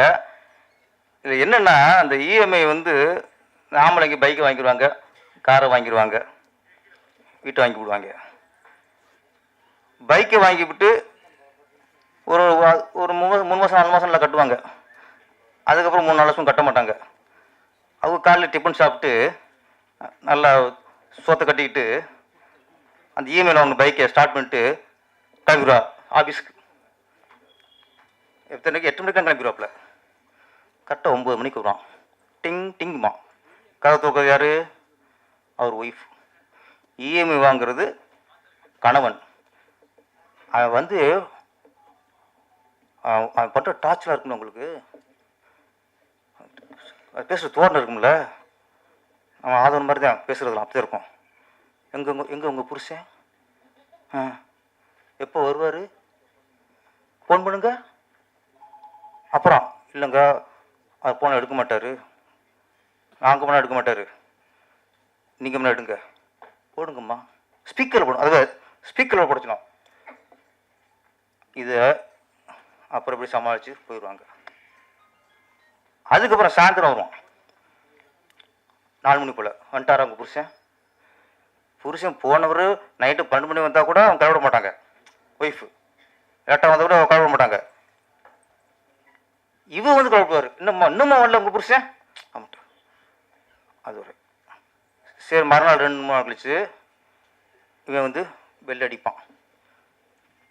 அந்த மாதிரி கதவு திறக்கிறதா வேணாமா, வந்திருக்குது யார், சொந்தக்காரன் வந்திருக்கானா, இல்லை ஒரு கடன் கேட்ட கடன் கொடுக்க வந்திருக்கானா. அப்போ திறக்காம போச்சுன்னா இப்போ டென்ஷனில் வந்து யாரும் பார்க்குறோங்கன்ட்டு அதுக்கப்புறம் மொட்டை மரம் எட்டி பார்ப்பாங்க. அதனால் பைக் அது நிற்கும், அது நிற்பானா, திறக்கவே மாட்டாங்க, பயம். 1 நாள் கழிச்சு பார்ப்பாங்க, வெளியவே நிற்பான், கதவு திறக்க முடியாது, பயம். இதில் புருஷன் லோனில் வாங்கி பைக்கை வாங்கி அவன் கிளம்பி போயிட்டான், ஆஃபீஸ் நிம்மதியாக ஒர்க் பண்ணிக்கிட்டு இருப்பான். இங்கே வந்து இஎம்ஐக்கு வசூல் பண்ண வராங்கல்ல, இவங்கள மாட்டிட்டு ஒரு பொம்பளை யோசிச்சு பாருங்க சார், அதை எதிர்கொள்கிறது யாரு? லேடிஸ். அப்போது நம்ம இஎம்ஐ வாங்கிட்டு நம்ம பைக்கை ஓட்டிட்டு சார்னு போயிடும். இங்கே பதில் சொல்கிறது, வெளியே வர முடியாமல் நிற்கிறது, அவன் அசிங்கமாக ரொம்ப கேவலமாக கேட்பான். ஒரு ஸ்டேஷனில் போவான்றான், என் புருஷன் நீ பேச மாட்டியா அப்படிப்பான். அந்த பொண்ணு என்ன பண்ண முடியும்? இஎம்ஐ ஆம்பளைங்க வாங்குற இஎம்ஐயால் பாதிக்கப்படுறது பெண்கள் புரிஞ்சுக்கணும் ஃபஸ்ட்டு. நாளைக்கு நம்ம இல்லைன்னா லேடிஸை டார்ச்சர் பண்ணுவாங்க, அவங்க அசிங்கமாக பேசுவாங்க, அவமானப்படுத்துவாங்கிறத நம்ம புரிஞ்சுக்கணும். இதில் ஒன்றே தப்பிச்சிட்டாங்க. என்னென்னா நிறைய பேர் என்ன ஆச்சுன்னா 5 மணி 6 மணிக்கு வரான், அவன் 7 மணிக்கு வர்றது இருந்துச்சு, 7 மணிக்கு வெள்ளடிக்கிறது கதை திட்டுறது. அப்படி இதில் பாதிக்கப்பட்டு கொஞ்சம் இப்போ ஒரு சட்டம் வந்திருக்கு, 6 மணிக்கு மேலே இந்த இஎம்ஐ வசூல் பண்ணவங்கள வீட்டுக்கு போகக்கூடாது, இந்த ஃபோன் பண்ணிலாம் டார்ச்சர் பண்ணக்கூடாது. 6 மணி 6:30க்கெலாம் வந்து இவங்க வந்தாங்கன்னா, கடன் கேட்டு வந்தாங்கன்னா போலீஸை கம்ப்ளைண்ட் பண்ணலாம். அதனால நிறைய பேர் நீ தப்பிச்சாங்க. கரெக்டாக அவன் ஆஃபீஸுக்கு வேலை முடிச்சுட்டு வெளியே டீலாம் சாப்பிட்டு டைம் பார்க்குறது 7 மணி ஆச்சா அப்படின்ட்டு அதுக்கும் வீட்டுக்குள்ள வர்றது. ஆமாம், இது வரைக்கும் அந்த போனதுலேருந்து வர வரைக்கும் சமாளிக்கிறது லேடிஸ். அது குடும்பம். நீ வா, 25,000 சம்பளம், நீ லோன் ஆசைப்பட்டு லோன் காரே லோனை வாங்கிவிட்டு மாதம் 20,000 லோன் கட்டுற, மிச்சம் எவ்வளோ இருக்கும்? 5,000. இந்த 5,000த்தில் குடும்பத்தையும் சமாளிக்கணும், வாங்கின லோனுக்கு இஎம்ஐ வாங்கி வசூல் பண்ணுவாங்களே இவங்களையும் சமாளிக்கணும். அது பொம்பளை என்ன பண்ணும்? இதெல்லாம் என்னென்ன பிரச்சனைகள் இருக்குங்கிறத இந்த இஎம்ஐ படம் சொல்லியிருக்கு. படம் பார்த்துட்டு நம்ம வந்து இதெல்லாம் பொழுதுபோக்க பார்க்கக்கூடாது, இது பொறுப்போட பார்க்கணும். பொழுதுபோக்க பார்க்குற படம் வேற, ஒரு பொறுப்போட பார்க்குற படம் வேற. இந்த இஎம்ஐ வந்து நம்ம பொறுப்போட பார்க்கக்கூடிய படம். எல்லாரோட மைண்ட் வாய்ஸும் எனக்கு தெளிவாக புரியுது. அதனால் ரத்தனை சுருக்கமாக முடிச்சுக்கிறதுக்கு ட்ரை பண்ணுறேன். அனைத்து பத்திரிகையாளர் நண்பர்கள், ஊடக நண்பர்கள், கீழே இருக்கிறவங்க மேலே இருக்கிறவங்க எல்லாத்துக்கும் என்னுடைய பணிவான வணக்கம். இந்த இஎம்ஐ டைட்டில் சில நேரங்களில் டைட்டில் வச்சோம்னா முதல்ல புரியாது என்னென்னு, படம் பார்த்ததுக்கப்புறம் தான் ஓ இதுக்கு தான் இந்த டைட்டில் அப்படின்னு சொல்லி சிங்க் பண்ணி புரிஞ்சிக்க முடியும். சில நேரங்களில் படம் பார்த்ததுக்கப்புறம் சில டைட்டில் புரியாது, எதுக்கு இந்த டைட்டிலுக்கு இந்த படத்துக்கு என்னையா சம்மந்தம் அப்படிங்கிற மாதிரி இருக்கும் சில டைட்டில்கள். ஆனால் இதில் இவர் வச்ச டைட்டிலில் வந்து கதை, திரைக்கதை, வசனம் என்ன இதுங்கிறது எல்லாமே அந்த இஎம்ஐங்கிறதுல எல்லாமே வந்துருச்சு. யாரும் புதுசாக அதை பற்றி ஒருத்தருக்கு சொல்லணுங்கிற அவசியமே இல்லை. அந்தளவுக்கு அந்த டைட்டிலே எல்லா விவரமும் கொடுத்துட்டாரு. ஸோ இந்த ப்ரொடியூசர் நான் ரொம்ப நாளைக்கு அப்புறம் இந்த மல்லையன் அப்படிங்கிறத பேர் கேள்விப்படுறேன். என்னென்னா 50 வருஷத்துக்கு முன்னால் எங்கள் ஊரில் கோதாப்பட்டி வச்சுருந்தார் ஒரு மாஸ்டர், மல்லையன் மாஸ்டர்ன்னு சொல்லி. அவர்கிட்ட வந்து பழகிறதுக்காக போன எங்கள் வீட்டில் தடி எடுத்துகிட்டு வந்துட்டாங்க. இதெல்லாம் நீ செய்கிற வேலையாடா அப்படிங்கிற மாதிரி சொல்லி. ஸோ அந்த பேர் இன்றைக்கி வந்து அவருக்கு வந்து முதல்ல நன்றி தெரிவிச்சுக்கணும். என்ன அப்படின்னா, ஒரு டைரக்ட் பண்ணுற வரையே ஹீரோவாக நடிக்கிறதுக்கு முதல்ல அக்செப்ட் பண்ணி அவருக்கு அந்த வாய்ப்பு கொடுத்ததுக்கு அவருக்கு, ஏன்னா அவர் அந்த நன்றியை வந்து எப்படி தெரிவிக்கணும்னு தெரியல, அவர் கண்ணு கலங்கிடுச்சு. ஸோ அந்த அளவுக்கு அவருக்கு நன்றி. அதே மாதிரி ஒருத்தர் அழகாக சொன்னாங்க, அரவிந்த் ராஜன் சொன்னான்னு நினைக்கிறேன், இஎம்ஐ யாருக்கும் வைக்கல நினைக்கிறேன் ப்ரொடியூசர். அந்த அளவுக்கு டெக்னீஷியனுக்கிட்டையும் வந்து அரவணைப்போட எல்லாத்தையும் செட்டில் பண்ணி இது பண்ணியிருக்காரு. அதுக்காகவும் இவர் இவ்வளோ சிரமப்பட்டதை டிஸ்ட்ரிபியூட் பண்ணுறவரும் இங்கே வந்திருக்காரு இல்லை, அவருக்கும் என்னுடைய மனமார்ந்த நன்றியும் தெரிவிச்சுக்கிறேன். இந்த பொண்ணை பற்றி தெரிஞ்சுக்கணுன்னா ஆத்தங்கரைக்கு போய் இல்லைன்னா கிணத்து மேட்டில் குளத்து மேட்டில் போய் பாரு, பொண்ணை பற்றி தெரியும் அப்படிம்பாங்க. அந்த மாதிரி வந்து சினிமாவில் வந்து யாராவது புதுசாக டைரக்ட் பண்ண வர்றாங்க அப்படின்னு சொன்னோம்னா அவங்க எங்கடா வேலை பார்த்தாங்க அப்படிங்கிற மாதிரி சொல்லி அவங்கள வச்சு தான் இவங்க எப்படி என்னங்கிறதுலாம் தெரிஞ்சுக்க முடியும்னு சொல்லுவாங்க. அந்த மாதிரி சதாசிவம் சின்னராஜ் அவர்கள் வந்து எங்கே வேலை பார்த்தாரு என்ன அப்படின்னு சொல்லி விசாரிக்கும்போது அப்புறம் முதல்ல அவர் வந்து திருமலைக்கிட்ட வேலை பார்த்தாரு. அதுக்கப்புறம் கடைசியில் வந்து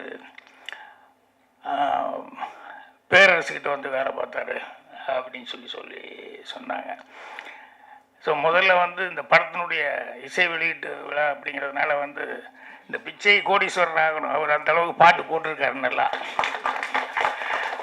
மெலடியும் நல்லா போட்டிருக்காரு. அதே மாதிரி அவருடைய அஸ்கு பிஸ்குன்னு சொல்லி ரிஸ்க் எனக்கு ரஸ்க்கு அந்த பாட்டு, அதையும் 6/8 பாட்டும் ரொம்ப நல்லா போட்டிருக்காரு. அதனால் சாங்ஸை பொறுத்த வரைக்கும் சோட போகாத அளவுக்கு பண்ணியிருக்காரு. மற்ற டெக்னீஷியன் எல்லாருமே ரொம்ப சிறப்பாக வந்து இதில் பணியாற்றிருக்காங்க. எல்லாத்துக்கும் என்னுடைய வாழ்த்துக்களை வந்து முதல்ல தெரிவிச்சுக்கிறேன். பேரரசு அவர்கள் வந்து நிறைய விஷயங்கள் என்னை பற்றி என் படங்களை பார்த்து அதெல்லாம் பார்த்து பண்ணுவேன் அப்படின்னு சொல்லி அப்பப்போ மனைவி இவங்கெல்லாம் வந்து சொல்லுவாங்க. ஸோ அவர் வந்து படங்களில் வந்து அவர் எங்கடா வேலை பார்த்தாரு அப்படின்னு சொல்லி பார்த்தோம்னா அவர் பார்த்ததுக்கும் அவர் பண்ண படங்களுக்கும் பார்த்தோம்னா அது ரொம்ப வித்தியாசமாக தான் இருக்கும். ஏன்னா ராமநாராயண் சார் கிட்ட ஒர்க் பண்ணியிருக்காரு. அவர் மனுஷன் நம்புறதை விட நாய் பூனை புலி இந்த மாதிரி வந்து இதை நம்பினா பெட்டரு அப்படிங்கிற மாதிரி நிறைய படம் அதில் வந்து ஆடு எண்ணு அந்த மாதிரி அவர் இது பண்ணவர். அதுக்கப்புறம் தரணிக்கிட்டையும் வேலை பார்த்துருக்காரு. ஆனால் இவர் ரெண்டும் இல்லாமல் இவர் ஒரு டைப்பில் வந்து இவருடைய படங்கள் இருந்தது. அது வந்து அவருடைய படங்களில் வந்து பெரும்பாலும் அந்த தங்கச்சி சென்டிமெண்ட்டு மிஸ் ஆகாமல் இருந்திருக்கும், அம்மா சென்டிமெண்ட்டு அண்ணன் தம்பிங்கிறது. அதுக்கப்புறம் தப்பு பண்ணுறவன் வந்து தண்டனைக்கு உள்ளாகணும், தப்பு பண்ணுறவன் திருந்தணும் அப்படிங்கிற மாதிரி எல்லாமே ஒரு நெகட்டிவ் இல்லாமல் பாசிட்டிவான படங்களாக தான் அவர் எல்லாமே பண்ணியிருக்காரு. அதே மாதிரி அவருடைய டைலாக்ஸோட அது எனக்கு சொன்னாங்க, இந்த மாதிரி இந்த திருப்பாச்சி டைட்டிலே எப்படி வந்தது அப்படிங்கிறது, சொல்லி அடித்தா கில்லி சொல்லாமல் அடித்த திருப்பாச்சி அப்படிங்கிறத விஜய் வந்து இது நீங்களே பேசுங்க நல்லா இருக்கும் பேரரசு அப்படிங்கிற மாதிரி சொல்லி அவர் அந்த இது பண்ணார் அப்படிம்பாங்க.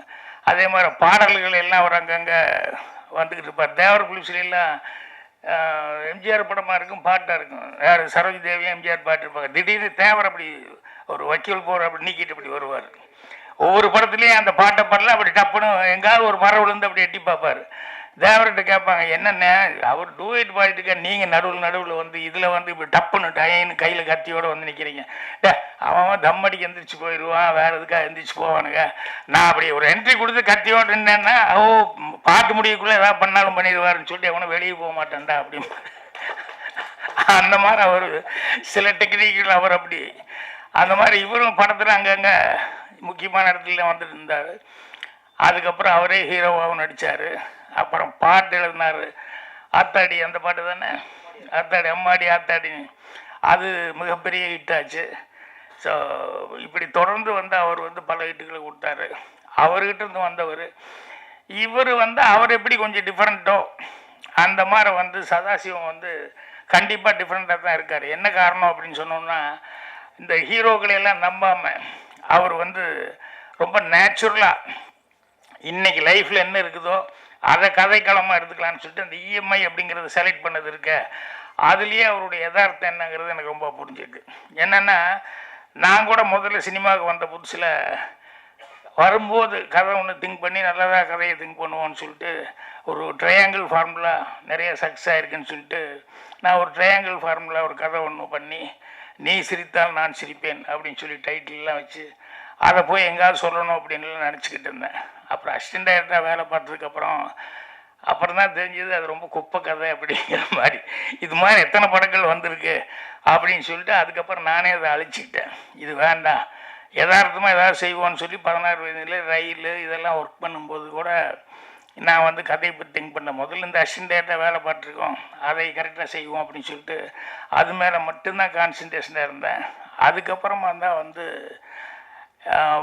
சிவபுரோஜெக்டெல்லாம் முடிஞ்சு டைரக்ஷன் பண்ணலாம் அப்படின்னு சொல்லும்போது லைஃப்பில் நமக்கு என்ன பாதிப்பு என்ன நடந்திருக்கு அப்படின்னு சொல்லிட்டு அதை வச்சு கதை பண்ணுவோம்.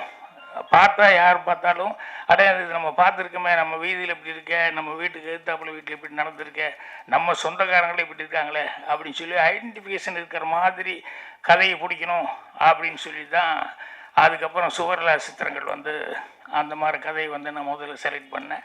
அதுக்கப்புறம் வர எனக்கு பின்னால் வர அந்த வழியில் கதை திங்க் பண்ணுறதுங்கிறது தான் கண்டிப்பாக சக்ஸஸ்ஃபுல்லாக இருக்கும் அப்படிங்கிறது வந்து எனக்கு தெளிவாக தெரிஞ்சது. வெங்கடேஷ் அவர்கள் பேசும்போது அந்த ஜோசப் அவரை பற்றி வாசில் ஜோசப் அவரை பற்றி சொல்லிட்டு இருந்தார்.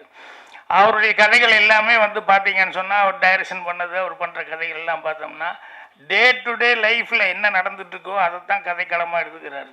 அதனால தான் வந்து அங்கே ஈஸியாக வந்து அண்டர்ஸ்டாண்ட் பண்ணிக்கிறாங்க.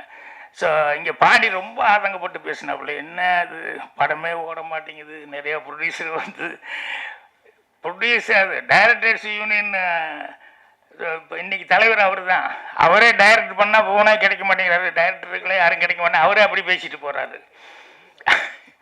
அந்த மாதிரி இருக்கும்போது பாண்டி நீ ஆதங்கப்பட்டு என்ன பண்ண முடியும்? அதே மாதிரி அவர் ஆதம் அப்படி தான், நான் வருஷத்துக்கு ஒரு படம் தான் அப்படின்னு. ஆனால் ஆதம் மட்டும் என்னென்னா வேற நிறைய திறமைகள் இருக்கிறதுனால அவருக்கு நடிக்கிறத விட அவருக்கு வந்து நிறையா வந்து பாடக்கூடிய திறமைகள் இருக்குது, காமெடி சென்ஸ் நல்லா இருக்குது, மெமிகிரி இதெல்லாம். ஸோ அவருக்கு வந்து ஃபாரின் அந்த இது நிறையா வர்றதுனால இங்கே போய் படங்களில் புக் ஆகி இங்கே தேடிக்கிட்டு இவங்க சொன்ன மாதிரி இஎம்ஐயில் தான் பேமெண்ட் அப்படிங்கிற மாதிரிலாம் இல்லாமல் அவருக்கு போனால் கரெக்டாக இருக்குதுங்கிறதுனால நானே ஒரு வெளியூரில் தான், வெளிநாட்டில் அங்கே இங்கே தான், துபாயில் அங்கே இங்கே தான் நானே 2-3 தடவை சந்திக்க வேண்டி வந்தது. ஸோ அந்த மாதிரி இருக்காரு. ஆனால் அவர் வந்து என்னென்னா இதையும் கான்சன்ட்ரேஷன் பண்ணி கொஞ்சம் டைம் எடுத்துக்கலாம் அப்படின்னு சொன்னோம்னா கண்டிப்பாக அவருக்குன்னு ஒரு வாய்ப்புகள் வந்து கண்டிப்பாக வரும்.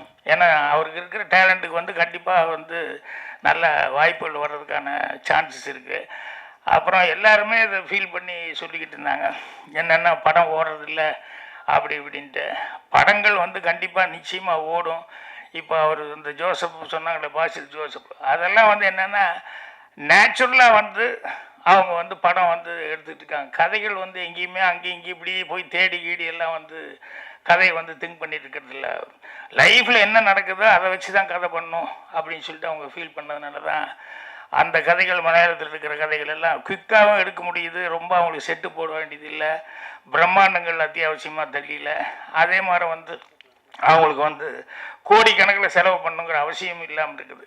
அதனால் இப்போ இவர் இந்த இஎம்ஐ அப்படிங்கிறத எடுத்துக்கிட்டு அவர் சொன்னார் ஹீரோ கிடைக்கல அப்படின்னா, ஹீரோ கிடைக்கலன்னா ஒன்றும் தப்பு ஒன்றும் இல்லை நீங்கள் நடித்தது. ஏன்னா நீங்கள் அந்த கேரக்டருக்கு உண்டான இயல்பாக தான் இருந்தீங்க. என்ன அந்த டூயட் பாடும்போது மட்டும் எனக்கு இந்த மாதம் இன்னும் இஎம்ஐ கட்டலையே, முடியுமா முடியாதான், டூயட்டில் கூட அந்த பொண்ணு அழகாக சிரிச்சுக்கிட்டு இருக்குது ஹீரோயின், இவர்கிட்ட மட்டும் லேசாக அந்த ஃபீலிங் இருந்தது. நான் பாட்டப்போ அதுதான் கவனிச்சுக்கிட்டு இருந்தேன். சரி என்ன மாதிரி டான்ஸ் தகராறு போல் இருக்குது அப்படின்னு அப்புறம் நல்லா யோசிச்சு பார்க்கும்போது அவருடைய டைட்டிலே மைண்டுக்கு வந்துடுச்சு. ஸோ அவர் வந்து முதல் தடவையாக வந்து அது செய்யும்போது வந்து ரொம்ப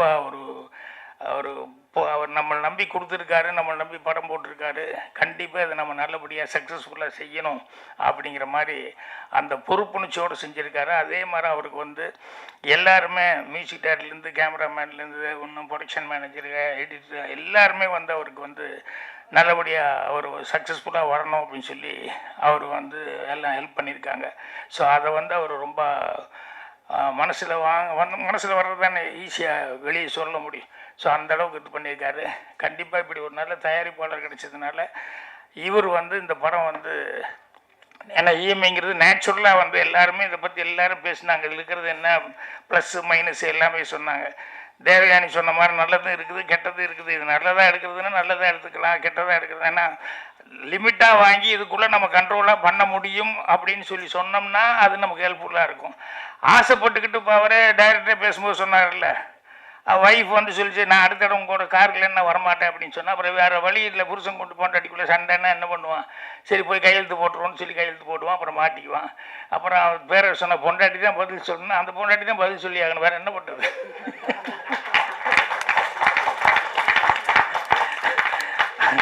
அதனால் ஆபத்தும் பெண்ணாலே அழிவதும் பெண்ணாலே இப்படியெல்லாம் அந்த காலத்துன்னு தான் சொல்லி வச்சுருக்காங்க. அதனால் அவங்களுக்கு எப்பவுமே அந்த அடுத்த வீட்டு அப்படி இப்படின்னு பார்க்குறதுல சில நேரங்களில் சில பெண்களுக்கு வந்து அது வந்துடும். அதில் இந்த ஆம்பளைக்கு தான் மாட்டிக்குவாங்க, நீ ஏன் இருக்கிறிய அப்படின்னு சொல்லிட்டு. ஏன்னா அதுக்கு ஒரு பழமொழியே சொல்லி வச்சுருக்காங்க, எந்த கணவனுமே வந்து ஒய்ஃபுக்கு ஹீரோ ஆகவே முடியாது, ரொம்ப கஷ்டம் அப்படின்னு சொல்லிட்டு. என்னென்னா ஏதோ ஒரு குறை இருந்துகிட்டே இருக்கும். ஈவன் நானும் அனுபவிச்சுட்டு தான் இருக்கிறேன். பாக்யராஜ்னு வெளியே பேர் எடுத்தா கூட வீட்டில் நடக்கிறது எனக்கு தானே தெரியும், நீங்களும் அப்படிங்கிற மாதிரி பல நேரங்களில் போட்டி மாக்கிட்ட வாங்கி கேட்டுட்டு தான் இருக்கேன் நான். அதனால் இவர் வந்து எடுத்தது வந்து கண்டிப்பாக வந்து அந்த இஎம்ஐ அப்படிங்கிறது வந்து இன்னைக்கு இருக்கிற பிரச்சனை இருக்கிறதுனால அந்த காமெடி சென்ஸோட நீங்கள் சொல்லியிருக்கீங்களா தெரியல. ஏன்னா சீரியஸான மேட்டர்களாக தான் அங்கங்கே வந்தது. ஆனால் காமெடி சென்ஸோடையும் அது இருந்தால் பாண்டியெல்லாம் இருக்குது, அதெல்லாம் கரெக்டாக யூஸ் பண்ணி இது பண்ணி தான் அவர் தான். நான் காமெடி சென்ஸுக்கு அவரையும் யூஸ் பண்ணுவீங்கன்னு நினச்சேன். அவர் என்ன திடீர்னு சீரியஸ் ஆகிட்டார். முதல்ல காமெடியாக இருந்தார், அப்போ நடுவில் ஏன்னா இந்த மாதம் நீ சரியாக கட்டலேன்னு டக்குன்னு வில்லன் ஆகிட்டார். ஸோ பிரச்சனை கரெக்டான பிரச்சனை. அதனால் வந்து அந்த அது கரெக்டாக சொல்லியிருந்தால் ஜனங்களுக்கு ரொம்ப க்ளோஸாக ரொம்ப நியராக இருக்கக்கூடியது. ஜனங்க கண்டிப்பாக பார்த்துட்டு லைக் பண்ணுவாங்க. இப்போ நான் தேவயானி பற்றி நான் சொல்லலை. என்னென்னா நாளைக்கு காலையில் அந்த படம் பார்க்குறேன், அந்த கைக்குட்டை ராணி. நான் சொன்ன முதல்ல டப்பிங் இருக்குது கொஞ்சம் கஷ்டம் அப்படின்னு.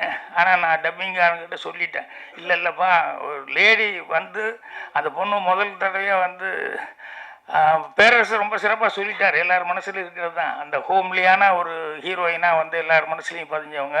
ஸோ அவங்க வந்து டைரக்ட் பண்ணுறாங்க அப்படின்னு சொல்லும்போது அவசியம் அந்த படம் பார்க்கணும் அப்படின்னு சொல்லிட்டு நான் வந்து இது பண்ணேன். ஸோ அந்த படம் பார்த்துட்டு தான் தேவயானியை பற்றி நான் சொல்லணும். ஸோ இப்போதைக்கு மீண்டும் ஒரு முறை நான் வந்து மல்லையன் அவர்களுக்கு வந்து என்னுடைய நன்றி தெரிவிச்சுக்கிறேன். அப்புறம் ரொம்ப நாளைக்கு அப்புறம் இன்றைக்கி சுத்த தமிழில் நல்லா அவங்க ஐஸ்வர்யாவா ரொம்ப அழகாக தமிழில் வந்து பேசினாங்க. ரொம்ப குளிர்ச்சி, அது கேட்குறதுக்கு ரொம்ப சந்தோஷமாக இருந்தது. ஏன்னா நடுவில் சில நேரங்களில் சில பேர் பேசும்போது என்னென்னமோ மாதிரி இருக்குது. தமிழ் படத்தில் தமிழ் இதுக்குள்ள நிகழ்ச்சியில் அந்த மாதிரி இல்லாமல் இருக்கும். அது இல்லாமல் ரொம்ப சுத்தமாக வந்து நீங்கள் பேசுனீங்க. உங்களுக்கு என்னுடைய பாராட்டுகள். இவ்வளோ நேரம் பொறுமை காட்டுறதுக்கு உங்களுக்கு எல்லாத்தோட ரொம்ப சந்தோஷமாக நன்றி நான் தெரிவிச்சுக்கிறேன். நன்றி, வணக்கம். நடுவில் கொஞ்சம் பேர் எல்லாம் கோவப்பட்டாங்க. சரி பரவாயில்ல, இந்த ஃபங்க்ஷனில் கோபம் சோகம் தாகம் எல்லாமே இருக்குது தான் செய்யும் அப்படின்னு சொல்லிட்டு பேரரசு கொஞ்சம் டென்ஷன் ஆகிட்டாப்புல. ஏன்னா பேச இப்படி இது பண்ணிட்டாங்களேன்னு. ஸோ எல்லாருமே ஒரு சுமூகமாக அதை எடுத்துக்கும், யார் எதையும் பெருசாக எடுத்துக்க வேண்டாம்னு சொல்லி கேட்டுக்கிறேன். ஒரு நல்ல விஷயம் என்னங்கிறது தெரிஞ்சது எல்லாரும் பேசும்போது. தயாரிப்பாளர் யாருக்குமே இஎம்ஐ சொல்லாமல் காசை கொடுத்துருக்காரு, எல்லாரும் வாங்கிட்டாங்க. யாருக்குமே அவர் இஎம்ஐ சொல்ல அடுத்த மாதம் வந்து வாங்கிக்கங்க, ரிலீஸ் ஆனோன்னு வாங்கிக்கங்கன்னு. அப்படிப்பட்ட தயாரிப்பாளர் திரைத்துறைக்கு வந்திருக்கிறார். உங்களை வரவேற்கின்றோம். ஏன்னா எல்லாரும் பேசும்போது வந்து தயாரிப்பாளரை பற்றி ரொம்ப பெருமையாக சொன்னாங்க. அது உண்மையிலே சந்தோஷமாக இருந்தது. இந்த படத்தில் தொழில்நுட்ப கலைஞர்கள் அனைவரும் ரொம்ப அருமையாக ஒர்க் பண்ணியிருந்தாங்க. அதாவது படத்தினுடைய இசையும் சரி, பாடல்களும் சரி. எங்கள் பேரரசு சார் ஒரு பாடல் எழுதியிருக்காரு அப்படின்னாங்க. நான் பேரரசு சார் கூப்பிட்டு தான் வந்திருக்கேன். இந்த படத்தின் இயக்குனர் அவர் வந்து இது முதல் படம்னு தெரியாத அளவுக்கு நடிப்புலையும் ரொம்ப அற்புதமாக வந்து பண்ணியிருக்கீங்க. அதனால் உங்களுக்கு எங்கேயோ ஒரு ரூட் இருக்குது. ஒன்று நடிகனாக இல்லாம், இல்லை இயக்குனராக இல்லாம், 2 ரூட் உங்களுக்கு இருக்குது. அதே மாதிரி வந்து ஆதவன் அவர்கள் வருஷம் ஒரு படம் அப்படின்னு சொல்கிறாரு. நானே 2-3 படத்தில் பார்த்த மாதிரி தெரியுது. பாண்டி தான் அதுக்கு பதில் சொல்லணும். படத்தின் ஒளிப்பதிவு ரொம்ப நேர்த்தியாக பண்ணியிருந்தார் நண்பர். ரொம்ப அருமையாக பிடிச்சிருந்தது. ஏன்னா ஒளிப்பதிவு யாரோ பேசும்போது கரெக்டாக சொன்னாங்க. அதை ஒரு ஷாட்டுங்கிறது வந்து நமக்கு துண்டு துண்டாக அழகாக தெரிஞ்சுது படம் பார்க்கும்போது. பிரபாகரன் சார் சொன்னது அருமையாக சொன்னாங்க. அதை ஏன்னா எங்கேயாவது ஒரு இடத்துல கேமரா இழுத்துடுச்சுன்னா இது பண்ணால் நம்ம எடிட்டிங்கில் அப்படி மேனேஜ் பண்ணி அப்படி ஒரு கட் பண்ணுவோம். அது நமக்கு பார்க்கும்போது தெரிஞ்சிடும், ஆடியன்ஸுக்கு புரியுதோ இல்லையோ. பட் இந்த படத்தில் அந்த மாதிரி எதுவும் இல்லாமல் ரொம்ப அற்புதமான ஒரு நேர்த்தியான ஒரு ஒளிப்பதிவு. பாடல்கள் எல்லாமே வந்து ரொம்ப சூப்பராக பண்ணியிருந்தார் இசையமைப்பாளர். ஒரு நல்ல தயாரிப்பாளர் கிடைத்து விட்டால் நல்லபடியாக பண்ணலாங்கிறதுக்கு இந்த இஎம்ஐ படம் வந்து ஒரு உதாரணம். அதோடு இல்லாமல் சமுதாயத்தில் இருக்கின்ற ஒரு ஒரு மறைமுகமான ஒரு பிரச்சனை இந்த இஎம்ஐங்கிறது. ஏன்னா அது இஎம்ஐ போடுறதுக்கு நீங்கள் அதை சீனில் சொல்லியிருக்காரான்னு தெரில. கடைக்கு போயிட்டோன்னா 10 பேங்க்லேருந்து வருவோம். ஒருத்தர் நம்மளை அப்படியே பார்த்துக்கிட்டே ஃபாலோ பண்ணிகிட்டே வருவாங்க. சார் நம்ம இதில் போடுங்க சார், அங்கே போனீங்கன்னா 8% சார், நம்மளது வந்து இன்ட்ரெஸ்டே கிடையாது சார், பேப்பருக்கு மாத்திரம் கொஞ்சம் செலவாகும் சார்னு. பேப்பர் வாங்குறதுக்கு என்ன செலவாகுது அப்படின்னு பார்த்தீங்கன்னா 800 ரூபா 900 ரூபான்னு.